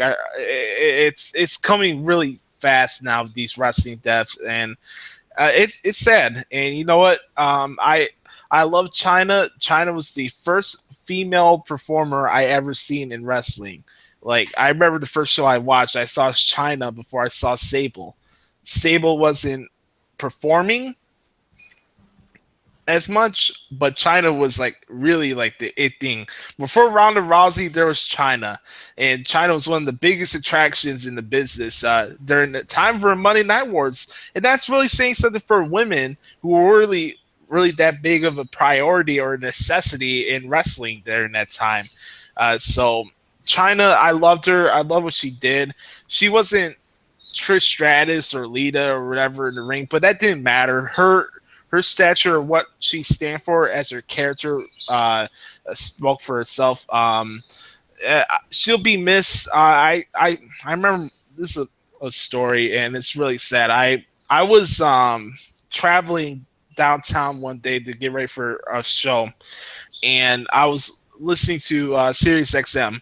I used to be a big fan of the Opie and Anthony show on Sirius XM, and they had Chyna on the show actually a couple years ago, and they were interviewing her, and this is live. This real deal, ladies and gentlemen. It was live, and she was talking about how she was doing through her drug issues and the porn and all that stuff, and X-Pac called in during the thing, and they went back and forth, and it's just really. I think that was last year.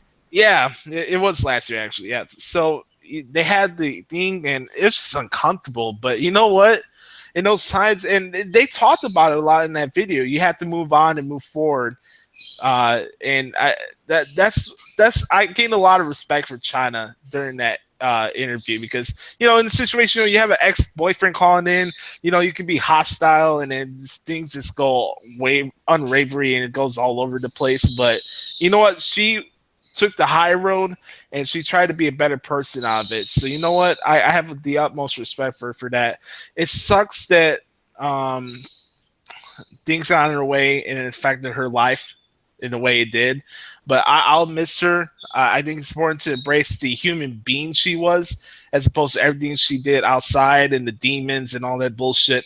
I loved what she did as a performer in the ring, and what she stand for as a person. And you know what? She'll be missed. It sucks. It really sucked. It was one of the first female wrestlers I loved, and to see a childhood star of mine pass away like that, it really sucked. You know what, Josh? I think because I talked about this briefly the other night about the other side of things, and I'm going to talk more about that later on tonight. I'm not gonna make it dark right now, but yeah. I think this is one thing that I think that we really forget about Chyna, and I think this is where we should really hold her in such a high regard, because all you hear about the late 90s is how it was a bunch of men in the locker room, and that's when it was men, and men. Those were the real men. Today's men aren't men. Yeah. Those were men. Well, Chyna was your Intercontinental Champion. If you said that today, and Josh, let me ask you a question. Will we ever see a female win the Intercontinental Championship ever again in the history of the WWE? Probably not. I don't see it right now. So in an era when there was men, it was a bunch of men, tough men, strong men. Yeah. He was your Intercontinental Champion, which really means you're the number 2 person in the company. Yeah. We forget, especially in the 80s. The 80s, it was, you had Hogan, who was never going to let go of that belt because he probably stroked it to that belt all over it every night. But then, so for me, the number 2 guy was the Intercontinental Champion. Yeah. And that was where once they got to the number 2 guy was always Kurt Hennig, Mr. Perfect, Ravishing Rick Rude, Bret Hart, Warrior, Bret Hart. These were guys where you knew they were about to be, until Hogan, of course, made sure that he always held on to the championship. But typically the number 2 person, and maybe it was watered down a little bit towards the Attitude Era or in the late 90s, yeah. Yeah. But when all you hear about is that's when there was the most men in WWE. And Chyna was your Intercontinental Champion. I think that says it all, guys. She didn't break a glass ceiling. She shattered a glass ceiling. She set the bar so high she almost set an unattainable bar for women. Yeah. And I think that's what we should really be talking about with Chyna. None of the other BS. I sympathize and I empathize with Chyna's demons and what she battled with. And I won't understand her, certain aspects of what went on. I understand certain aspects. I talked about it, and I'm going to talk about it later, but later tonight. But I think when you look at just as a performer in the land of the giants, in the land of men, how everybody always wants to. She was the shit. She was it, man. And I think that's where we like taking misery, or we like taking when people are at their weakest, and we like to prey on them. And it's unfortunate because Chyna did a hell of a lot for women. Chyna did a hell of a lot for the advancement of women in the public eye. She showed that you could be a woman and kick ass. She showed that you could be a woman and didn't have to put up with anybody's BS. And it's a shame that an agreement couldn't have been reached sooner. It's heartbreaking. That's pretty much how we got to leave it at that. On a positive note, what I loved about WrestleMania this year, and what I love about Sasha Banks, Charlotte, and Becky is not only how great a performers they are, but they have a connection to the point they were one of the key attractions to WrestleMania, and that hasn't happened for women since Chyna. So you said it right on the head, man. She really set a table. She blazed a path for everybody, and I think Sasha, Becky, and Charlotte really brought back real women's wrestling. And I think Chyna, if she was around, would say the same thing that we're saying. And yeah, she'll be missed. She'll definitely be missed. I had a funny story. I saw this on Twitter a little while ago, actually. Ric Flair is Ric Flair was caught up with the police at the local Rhode Island airport this morning, drunk out of his sails. Ric Flair, you're the man. I don't know how you still do it at your age. Woo! I'll tell you what. When I quit drinking, and guys, I say I quit drinking. I drink a couple times a year, like when we go on vacation, if we go on vacation. So I'm not a drinker. But I was for a little while, and I don't know how the man can still do it. I don't know if that's a good or bad thing. But, I always hate seeing Rick get into a little trouble, because Flair's a guy growing up, man, that I looked up to Ric Flair. Yeah. And I always tell the story. My parents worked for the airlines. We flew all over the place when I was a little kid. When we were on old Piedmont Airlines, man. And any old heads out there probably remembers Piedmont Airlines. You still smoke smoke cigarettes on planes and stuff. Yeah. I just remember the Horsemen. There's so many times we'd have to fly through Charlotte for whatever. Horsemen would just be in the back, and I'd look back and you just see Flair and that hair and and it's just this larger than life figure. And it's man, I'm not gonna knock Flair for that, and I don't think we should be knocking him for the comments that he made during the SmackDown taping last night either, because we want edgy, they give us edgy, and then we complain, But Paul Heyman said it. Paul Heyman said it one time on Raw with CM Punk when they had the whole thing with Jerry Lawler and the heart attack. They're like, "Oh, you want the Attitude Era, and we try to give you Attitude Era, and you whine and moan about it." Mm-hmm. And it's the same case over here. So I just thought it was a little funny just to see that the Nate still got it. Poor Nate's always gonna have it, man. The Nature Boy is always gonna have it. Oh man, you know what? I'm really, really excited for Sunday. I really am. There's a big vibe coming to the show this Sunday that I haven't seen since when it comes to Chicago pay-per-view. I'm not saying overall. I'm saying as far as the pay-per-view standalone with the match card and all the stuff that comes with it. I have seen the Chicago pay-per-view get this much vibe since the one we had with Money in the Bank. I'm being honest. There's so many different intangibles that could happen here. Everybody wants the new NWO. That could happen this Sunday. Or whatever Balor Club, whatever you want to call it. Who knows? Finn Balor could make his debut in Chicago this Sunday. But just from a general vibe perspective, I haven't seen this much buzz for a Chicago pay-per-view in years. No, I think that they're getting a lot of buzz, and I think it's smart, and I think that we're going to have a good show, and we're going to be left with a big ending, whether it's a cliffhanger, something surprising, something that's going to make us want to watch on Monday, because here's something maybe a bunch of people don't know that want to constantly complain about ratings. May is sweeps month, and if you don't know what sweeps month means, then don't bitch about the Nielsen rating. So, but just getting back to the whole point of sweeps month, they're going to make sure that people are tuning in on Monday. And so expect the end of the pay-per-view. I fully expect the finish to be controversial in some way, whether everybody loves it or everybody hates it or whatever the case may be. It's gonna end in a way where you are gonna want to tune in on Monday, and you absolutely will tune in on Monday because it starts sweeps month. They're not dummies. Guys, come on. It doesn't take a rocket scientist. I didn't go to school for media, and it's common sense. It's just common sense. Yeah, absolutely. It's just so you pander to sweeps. So, and guys, and okay, so if you thought Raw has been bad for the past couple weeks, okay, understand it's going to be awesome for the next month because they absolutely need the ratings during sweeps month. The reason why there was no Gotham this past week, and again, guys, I'm connecting it to other shows because it's entertainment, is because they want the last 4 episodes of Gotham to all air during sweeps month. Period. End of story, guys. It's about when the ratings happen. It's not always about the ratings. It's about when the ratings happen. Yeah, and you got another pay-per-view you got to build towards you for Extreme Rules in a couple weeks later. So same thing happens right there. All these things line up with each other, and it takes time. I understand that. I know a lot of people don't have the time to be patient, but if you really look at the big picture, they really do line up. They've been doing that for the last 5 months. So let's make some predictions before we head out here. Like I said, I'm really looking forward to the show. I'll be there. If you guys want to say hi, come say hello. I'm not negative Nancy. Yesterday somebody called me a hipster, a homophobic. I'm not a good guy, and I'm not easy to work with. So you have 4 assumptions of who Joshua Adam Lopez is. So isn't the internet great?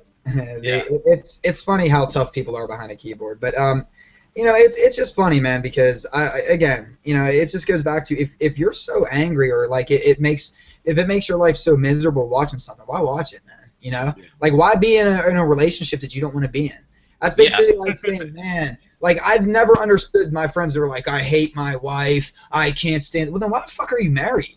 You know what I mean? Like, what? Like, people get mad when I'm like, I love my wife, and they're like, you're just whoops. No, I love my wife. Period. I'm not gonna go like people.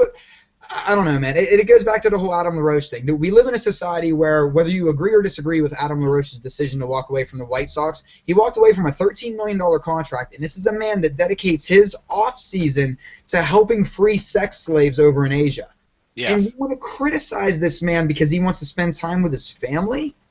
We're screwed up, man. Like, people are screwed up. So it's you got to pick your hill to die on, ladies and gentlemen. You got to pick your hill to die on. And I'm going to say this, and we're going to move on because I'm not going to give this dude any energy or any a promotion that he deserves because he doesn't.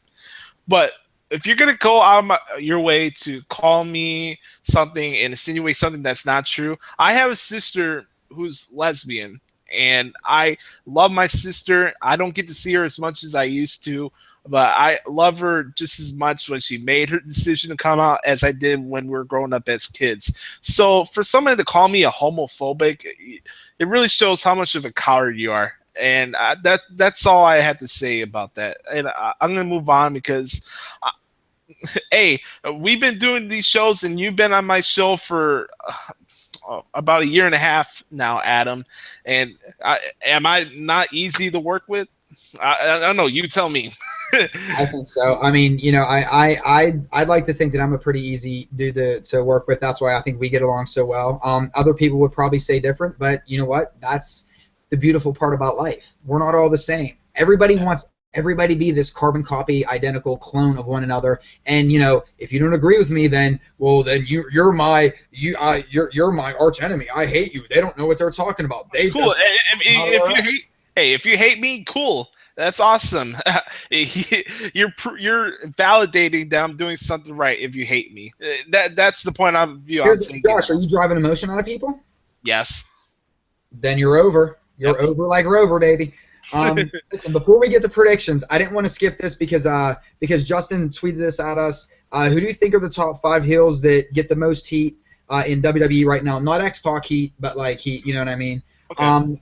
Who would you say? And again, guys, I'm gonna say this. I don't want to say there's no real faces or heels anymore, but in the reality era, and again, tip of the hat to my wife because she's been saying this for damn near 1 year that there is that heels and baby faces are a thing of the past. So and she's sitting there staring holes at me.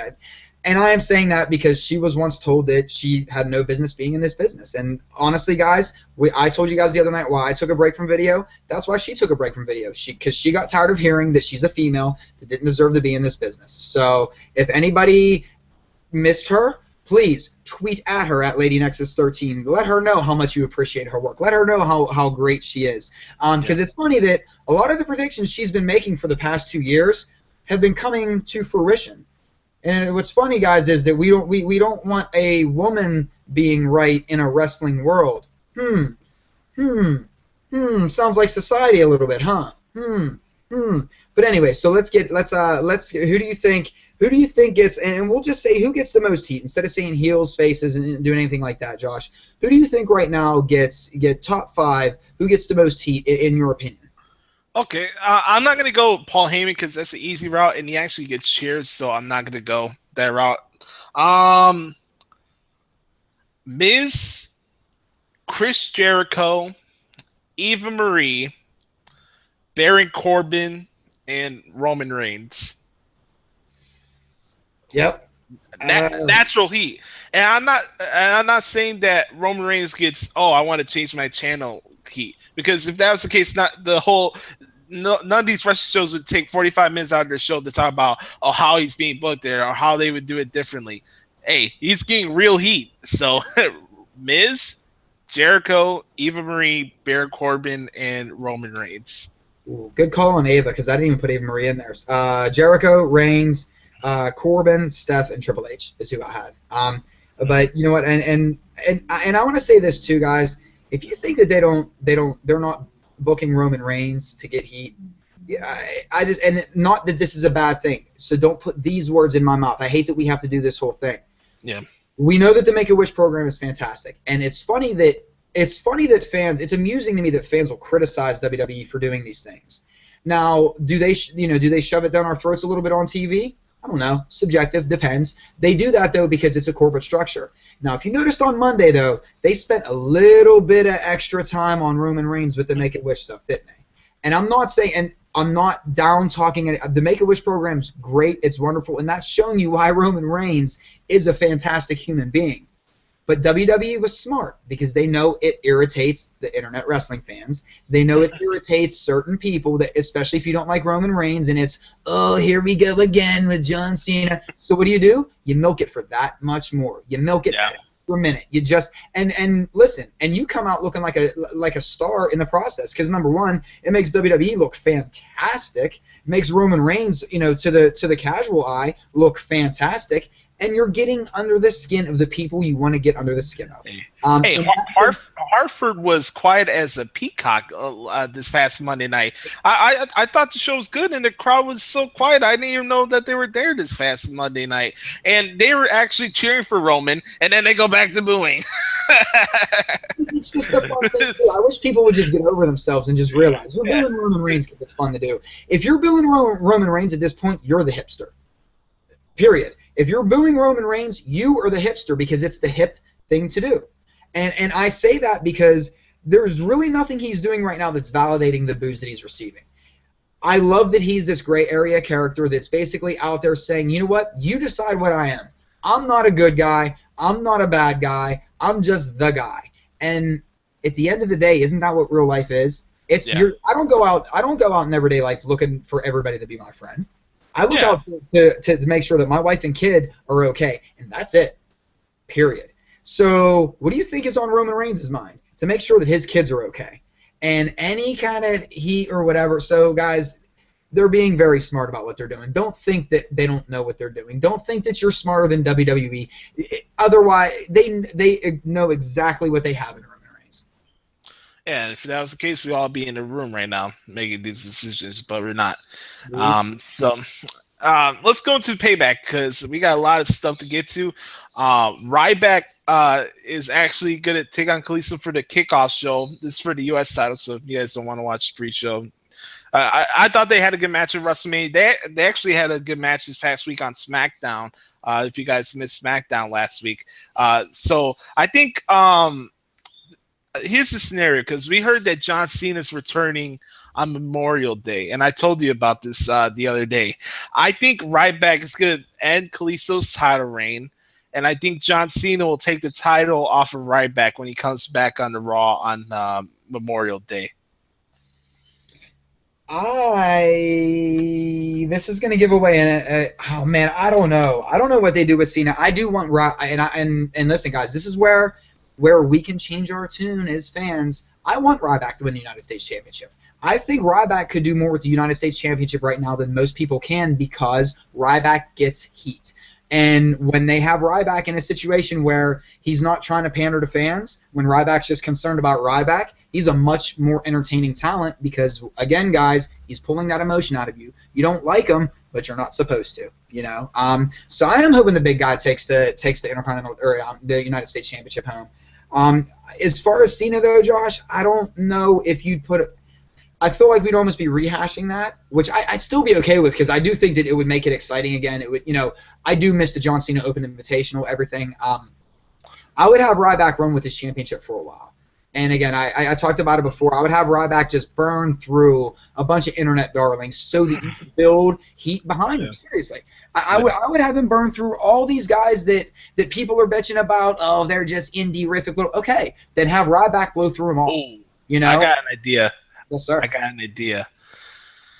So everybody's talking about how Apollo Crews doesn't have anything yet, and they need Apollo Crews to find who his first feud is. You got the All-American guy like Apollo Crews. I think Apollo Crews. I'm changing my mind on air, ladies and gentlemen. We got Josh Lopez making a change here. Got Apollo Crews and Ryback. I like it. I like it. I'm sorry, I like it. You know, he's an indie-rific guy, and that can work with Ryback too. And I think it would be good for, not only does it give, and again, guys, Apollo Crews doesn't have to win a championship to get something out of a feud. You know, we need to stop with this mindset that you have to win a championship to get more over. Or even a match to get more over, because everyone wanted to complain, and again, everyone wanted to complain about AJ Styles losing to Jericho at Mania, but now he's wrestling for the World Heavyweight Championship. The most talked about storyline in the business right now. So for me, I would like to see that. I would almost like to see, again, there's just something that I would be okay with Ryback burning through some people first, and then maybe, depending on what they wanted to do with Finn Balor, I'd like to see Balor versus maybe Balor come up and then have that be the feud. Balor versus, you know, so that you kind of instantly put him into a title picture, just like you did with the Kevin Owens, kind of like you did with Sami Zayn when he went, you know, when him and Cena had the match last year. Not that, you know, just for the Open Invitational. Again, not that he has to win it or anything, but guys, you know, Ryback gets a bad rap because he's put a lot of people over at the time that he's there, and he cares a lot about the business. I mean, the man wants to be there. And again, it's not a character I like, you know, but you have to respect the dude for you have to respect the man for doing what he's doing. And I think that it would be a good way to get Finn Balor over if they wanted to put Balor over as a baby or as a good guy or whatever we're calling everything now. Yeah. It could work. I see what you're coming from. That match is going to be on the kickoff show. That'll be called by the great Mauro Ranallo. So it's going to be cool to see one of my favorite broadcasters in person this Sunday. He is the man. Great. He's that old. He does. He's that old school announcer. And you know, just real quick, just to touch on something you said earlier, like I kind of feel bad for Cole and Saxton and JBL because I just feel like they're fed really bad lines. I mean, you know, there's no way that those guys. I hope Michael Hayes is not producing their lines or whoever it is. It's god awful. Because they know that they have to pander to the casual fan and always catch the casual fan up. That's all it is. They're basically narrating different storylines, you know, over top of stuff. But that's why I haven't that's why I kind of like JBL, because I think he just goes rogue sometimes and just kind of goes off and says whatever he wants. You know, I know people don't like it because it does sometimes come off really out in left field, but at least it's something different than what the other two were giving us, you know, at the time. The SmackDown commentary with Jerry Lawler and Mauro Ranallo gets good old thumbs up with me. Mm-hmm. It's good to see the King back as a heel again. He's really good at that role. All right, let's get into the show. I do like how they tied in the Usos with Reigns this past week. How many times have we seen where the Usos are getting their ass kicked, but Roman Reigns comes out and makes the save, but the Usos never come to Roman Reigns' aid whenever he's getting his ass kicked by the League of Injuries. This is the guy, like I said on the last week's show, this guy's supposed to be made to look strong all the time, but he gets his ass kicked weekly. And he barely talks that much, but he's supposed to be looked so strong, Adam. Yeah. So I like how they're tying it in. You think there's any way, like an extra match where they have a rematch for Raw where you have Anderson and Gallows versus the Usos? Do you think that's a possibility or no? Yeah. I mean, they've been known to just toss new matches in. Maybe on the pre-show, maybe on the main stage. I don't see why not. It would make sense for Payback. I'm just throwing ideas out there. Absolutely, yeah. I think that's a good call, Josh, because that's something that we forget that they do throw kind of like surprise little Easter eggs at us every once in a while. Just here's a match you weren't expecting. How many times did we just randomly see R-Truth on TV on a pay-per-view for no reason other than a comment spot? So yeah. I really think it's going to depend on. I would like to see that match because it Payback only because Josh. Damn it, that's a good point, Josh, because you put them with the Usos. And then it really keeps people guessing for the main event even more. So, not that it needs it at this point, but you never know. Sometimes that extra little sprinkle is all that matters.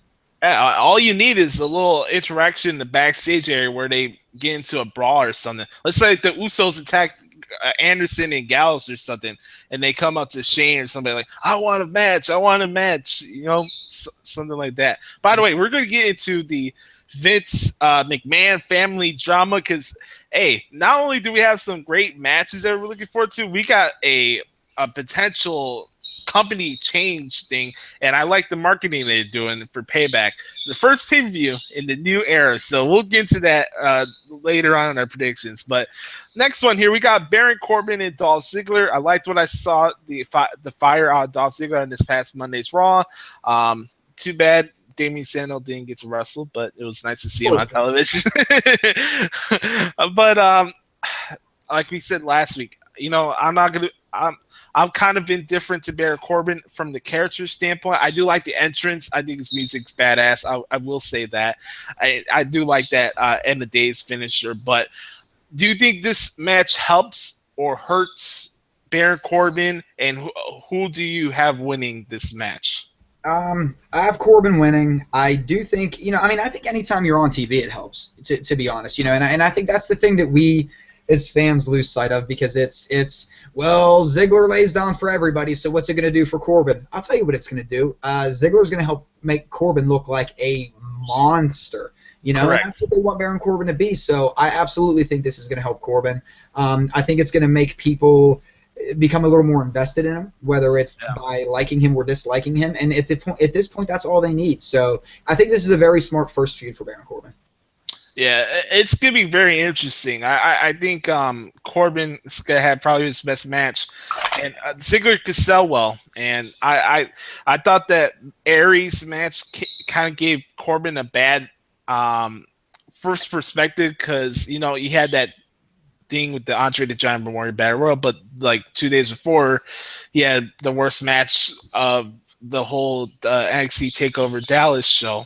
But you know what? It is what it is. It was a spotlight match for Austin Aries, so I understand why it was what it was. But anyways, let's go into man. There's so many different scenarios I can start off here because there's a lot of good matches I'm looking forward to. Let's go to Enzo and Cass versus the Vaudevillains here. You know what, Josh? I think this is where we end up with a no contest. I think that this is where I do love your idea of maybe throwing Anderson and Gallows into a match with the Usos. I think they come out and they just take out not that I can't see them, either the Vaudevillains or Enzo and Big Cass going after the titles this soon. I don't want to say, but at the same time, you just debuted those two and Anderson and Gallows at the same, three tag teams at the same time. I'd rather see a triple threat for a number one contender because, in my opinion, Anderson and Gallows look like the strongest tag team of the three. I'm not saying, well, actually they are my favorite of the three. But you see the immense crowd hype behind. Enzo and Big Cass, and I love all three of these teams. So this is what's working out so great because it's not predictable. Yes. Old school logic would be the Vaudevillains go over because they're the heels and New Day are the baby faces, so you want to have a heel face a baby face, but I don't know. I think this is where maybe Anderson and Gallows kind of keep making that impact that they talk about, and this ends in a no contest. At least that's going to be my bold prediction, since everybody has to have bold predictions. Bold predictions. Hey, we got Extreme Rules coming up on May 22nd, and if I only saw a no contest, I would think we have like a four where we have the Dudleys, New Day, Vaudevillains, and Enzo and Cass. So instead of Anderson and Gallows coming out. You had the Dudley boys take out both tag teams, and they go from there. You read my mind, brother. You read my mind. Because if it were me, again, guys, it is what it is. Listen, we all fantasy book. We really do. That's fun. It is. Hell yeah, it's fun. I mean, we fantasy movies that we watch. Why would it be any different with, you know? But for me, that's actually kind of, I was really hoping for, okay, let's have them just go and just wreck shop. And then you have the New Day in a fatal four-way against 3 fresh faces on on Raw and on SmackDown. And you're really making superstars out of 1, 2, 3, 4, 5, 6 men all at the same time with the New Day. So it's just I think there is a lot that they could do with it. I'm not saying it's gonna happen, guys. I'm just saying I would enjoy seeing it.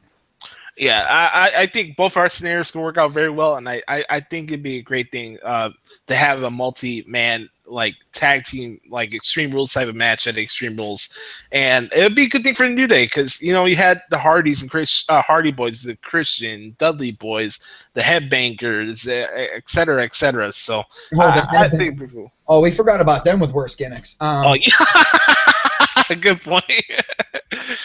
Oh man, I remember when I had the old WWF No Mercy game.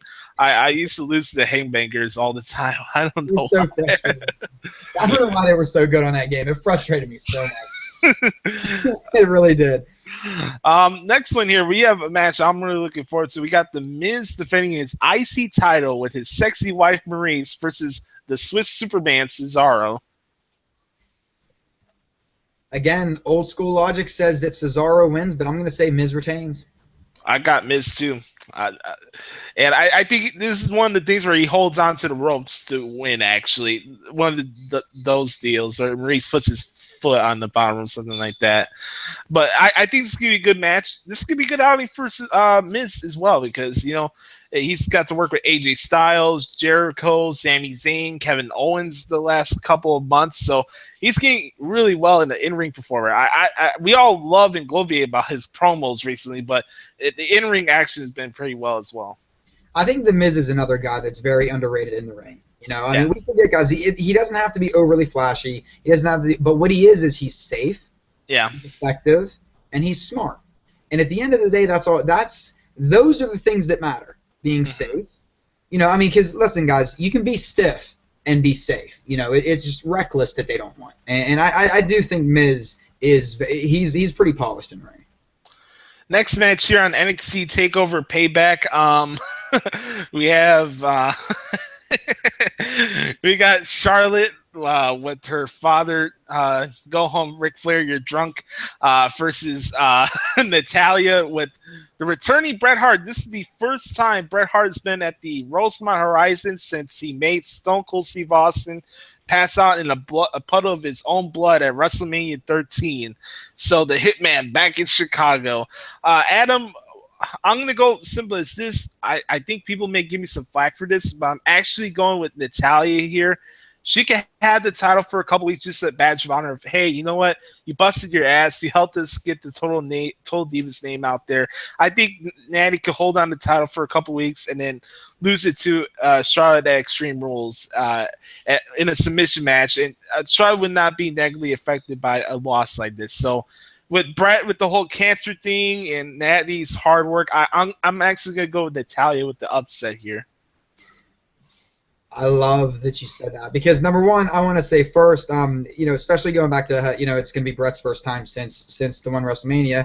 Yeah, because Brett, showed at WrestleMania 22, man. I was dying for you to be there. No, I was pissed. We all understand why he wasn't there, but dude, I think the same thing. I think that what they're doing is it seems so predictable that Charlotte is going to retain. Just like it was so predictable that Sasha would win last pay-per-view, and I want to shed another light on this. Number one, I absolutely think that it's something that Natalya is she's a team player. I think if they gave her a title for a month, she'd probably never ask for a championship run ever again. She is there. I think she understands the business. She loves the business, and she'll always be there to help get other people over, whether she's winning or losing. So I do think it'd be cool to have her as champion for a month. I think it would surprise a lot of people. And all of us that love Sasha Banks, including myself, it'll drive us crazy because why wasn't it Sasha? Why wasn't it Sasha? Now, all the people that were saying Natalya should be in the title picture, now she has the title, and people are going to complain. I think they're booking to show us all that we're all a bunch of hypocrites, guys. And in a way, I'm going against just general logic, general WWE logic. Would say Charlotte wins and they keep it moving. But I think, Josh, you hit the nail on the head. I think with Brett being there, that is very important. I think this would be good to set up a third match, too, because the first match was at NXT.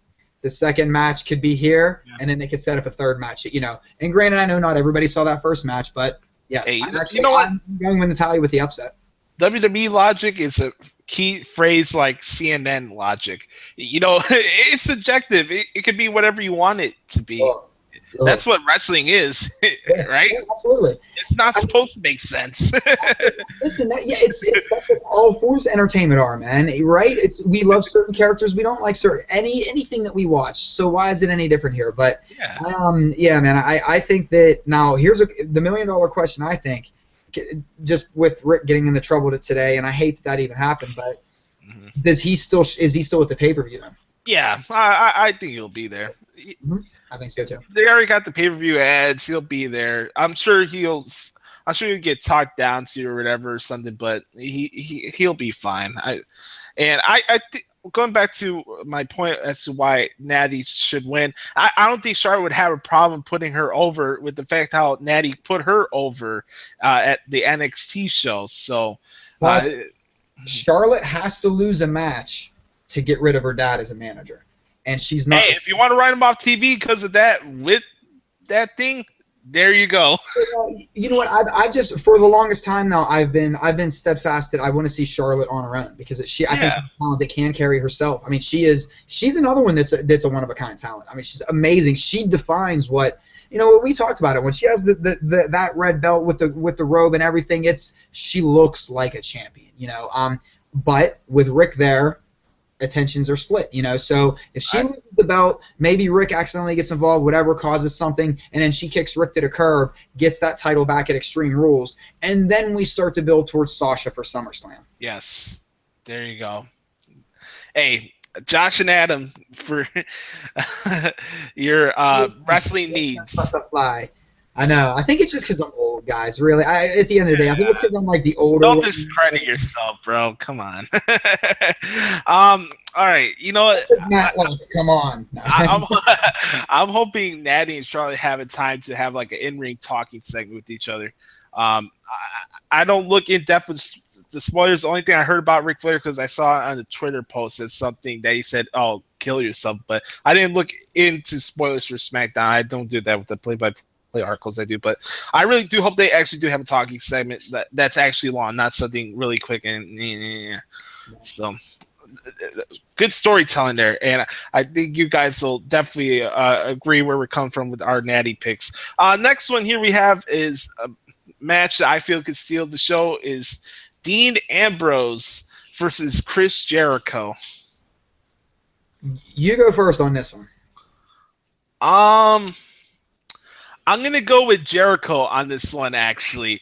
And you know what? Chicago's the perfect place to do it because Chicago's the place where Jericho turned heel on AJ Styles. Just like Jericho buried AJ Styles, Jericho's going to bury Dean Ambrose in Chicago. Sorry, you lunatic French marks. I agree because you know what? We're kind of onto something now, Josh, because let's face it. Anytime somebody loses, it seems that their popularity grows. It used to be if you won, your popularity grew.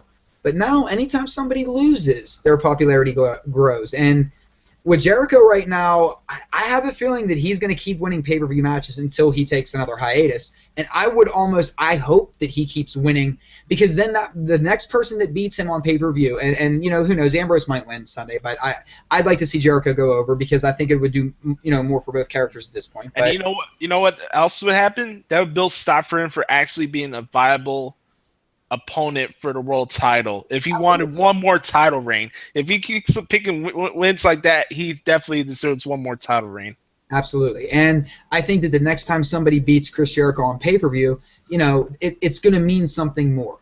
Again, he's that old ring general that right now is going with the gimmick of being the greatest of all time.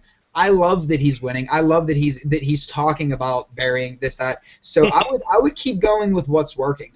It worked for AJ Styles. Losing to Jericho absolutely worked for AJ Styles, and I think the same thing's gonna happen and the only reason why I'm saying that is I think that I don't know that the Lesnar-Ambrose match did anything for either of those guys. No.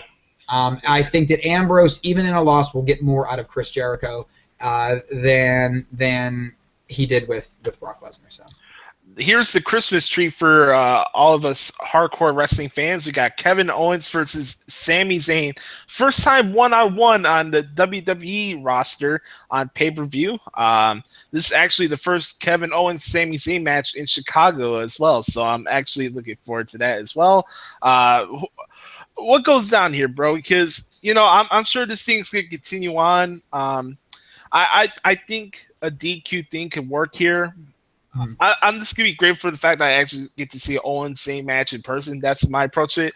I know people will be upset. Oh God, you gotta go the cheap, lazy route to go a DQ or a count out finish with that. But I would expect something like that with this feud.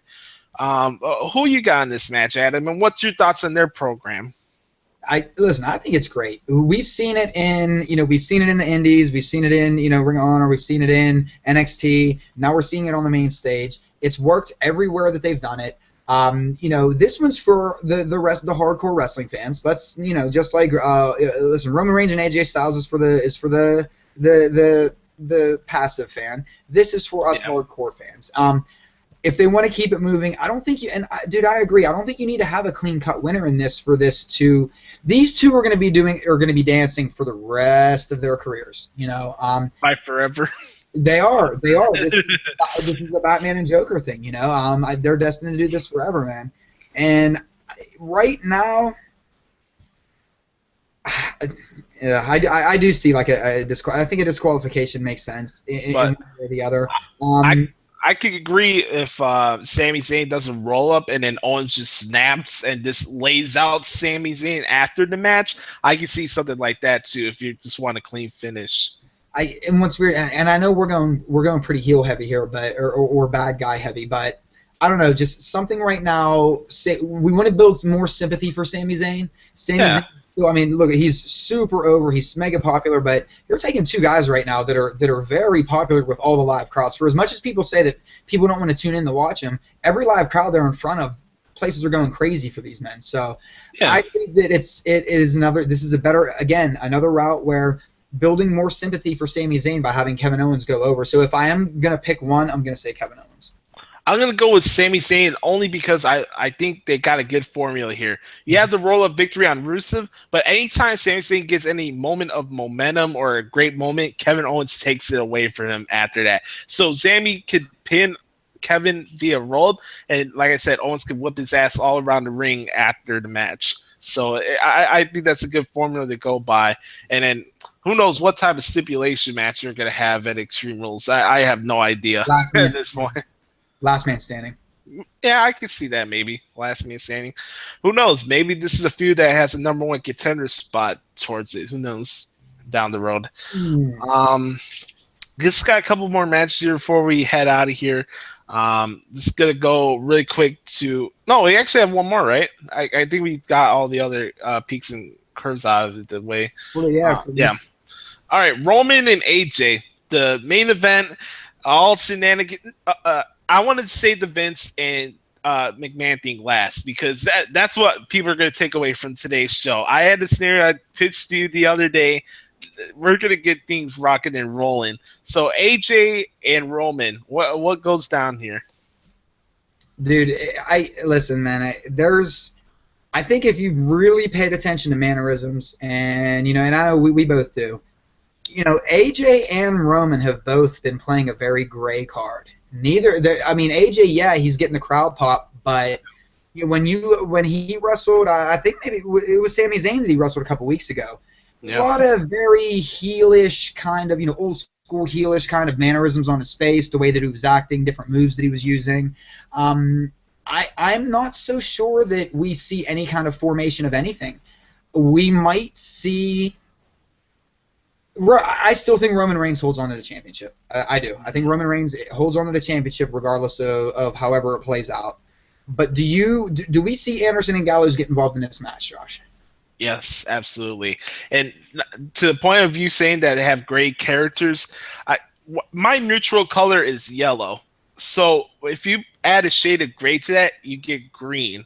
So at the end of the day, you're getting money out of this, right? So I think you have Anderson and Gallows interfere. I think more importantly, I think this is going to be a good showcase moment for Roman to show that he could compete against guys like AJ Styles. Just like Roman had a great match with Daniel Bryan at last year's Fastlane pay-per-view, same thing can happen here with AJ Styles. So I think this is going to be coming out party for Roman Reigns as the in-ring performer, guys. I'm just saying as the in-ring performer. And I said this on the show.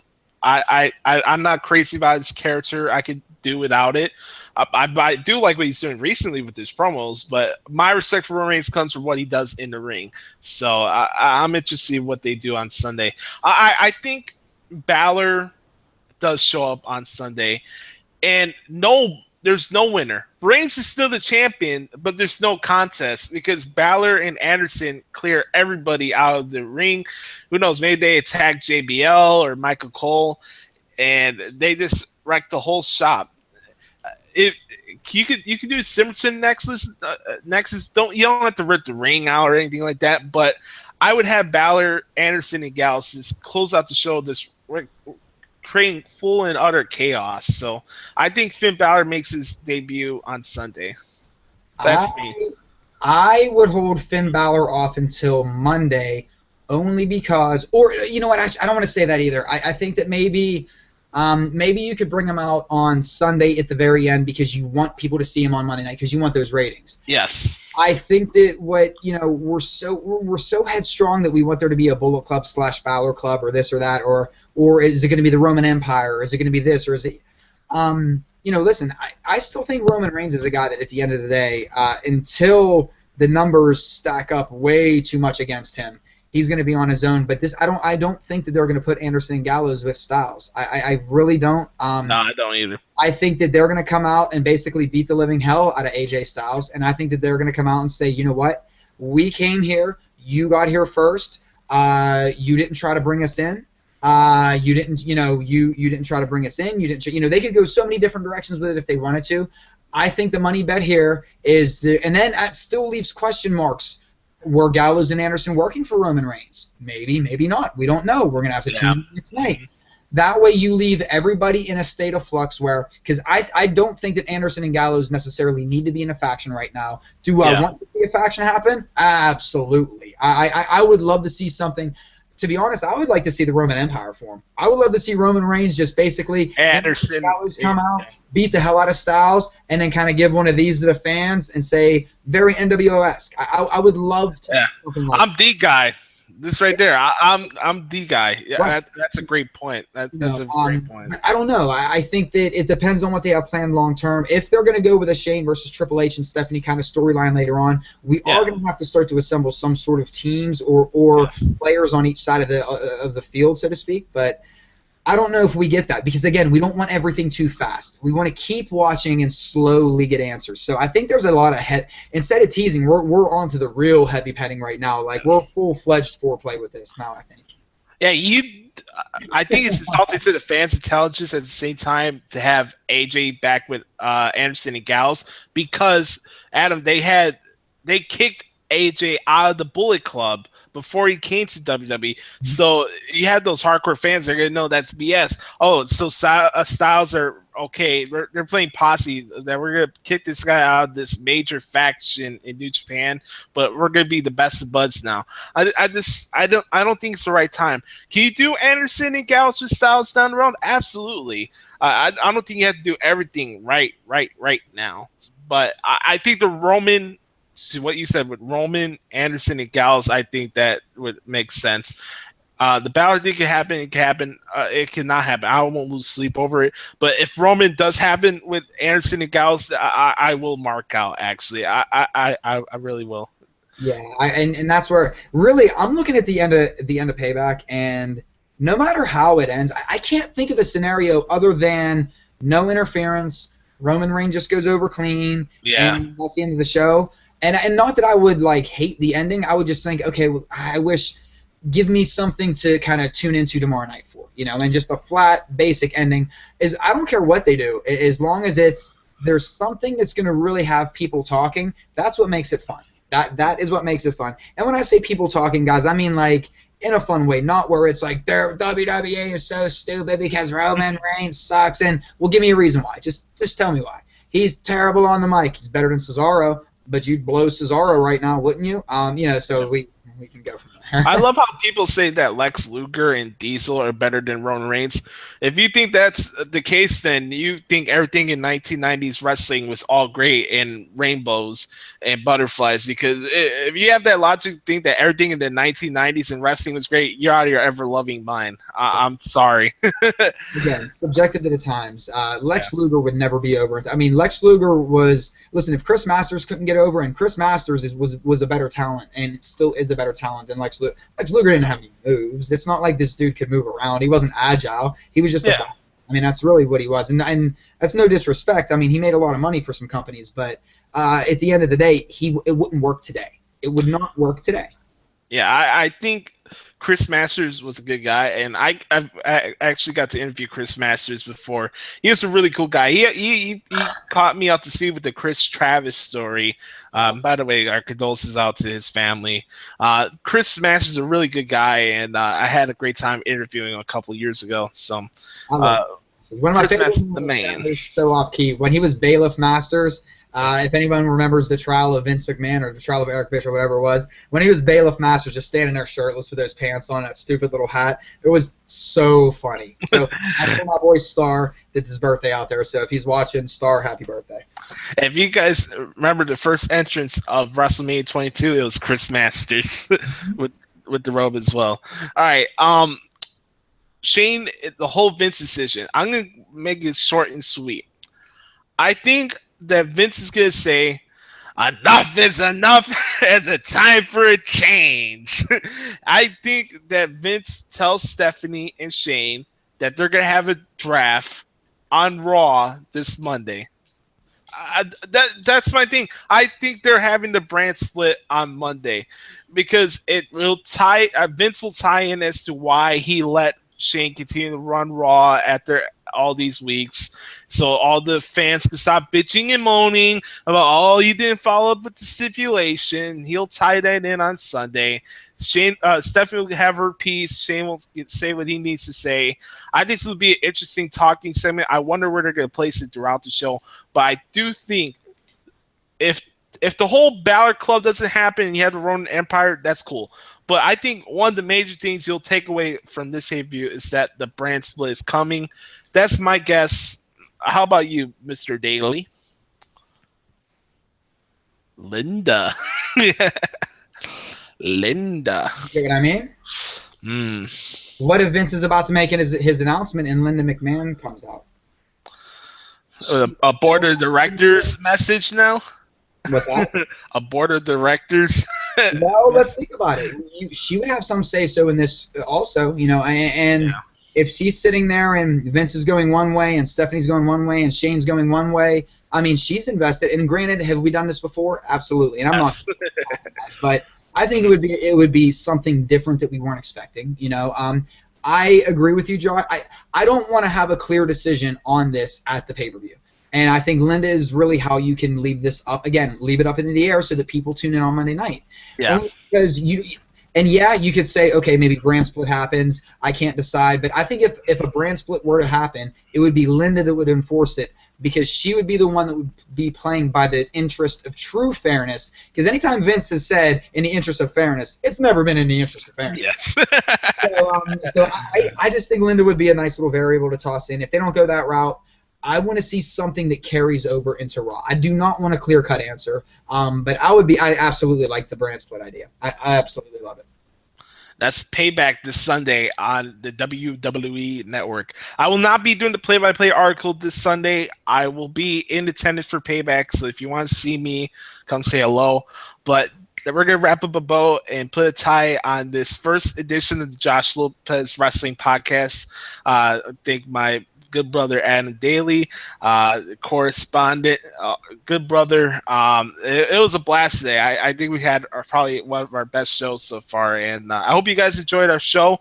We had a lot of great interaction today. I want to thank Nick BD, our good friend from the UK, for all the nice comments he said to us today. Thanks for Justin and Frank for sending their questions today.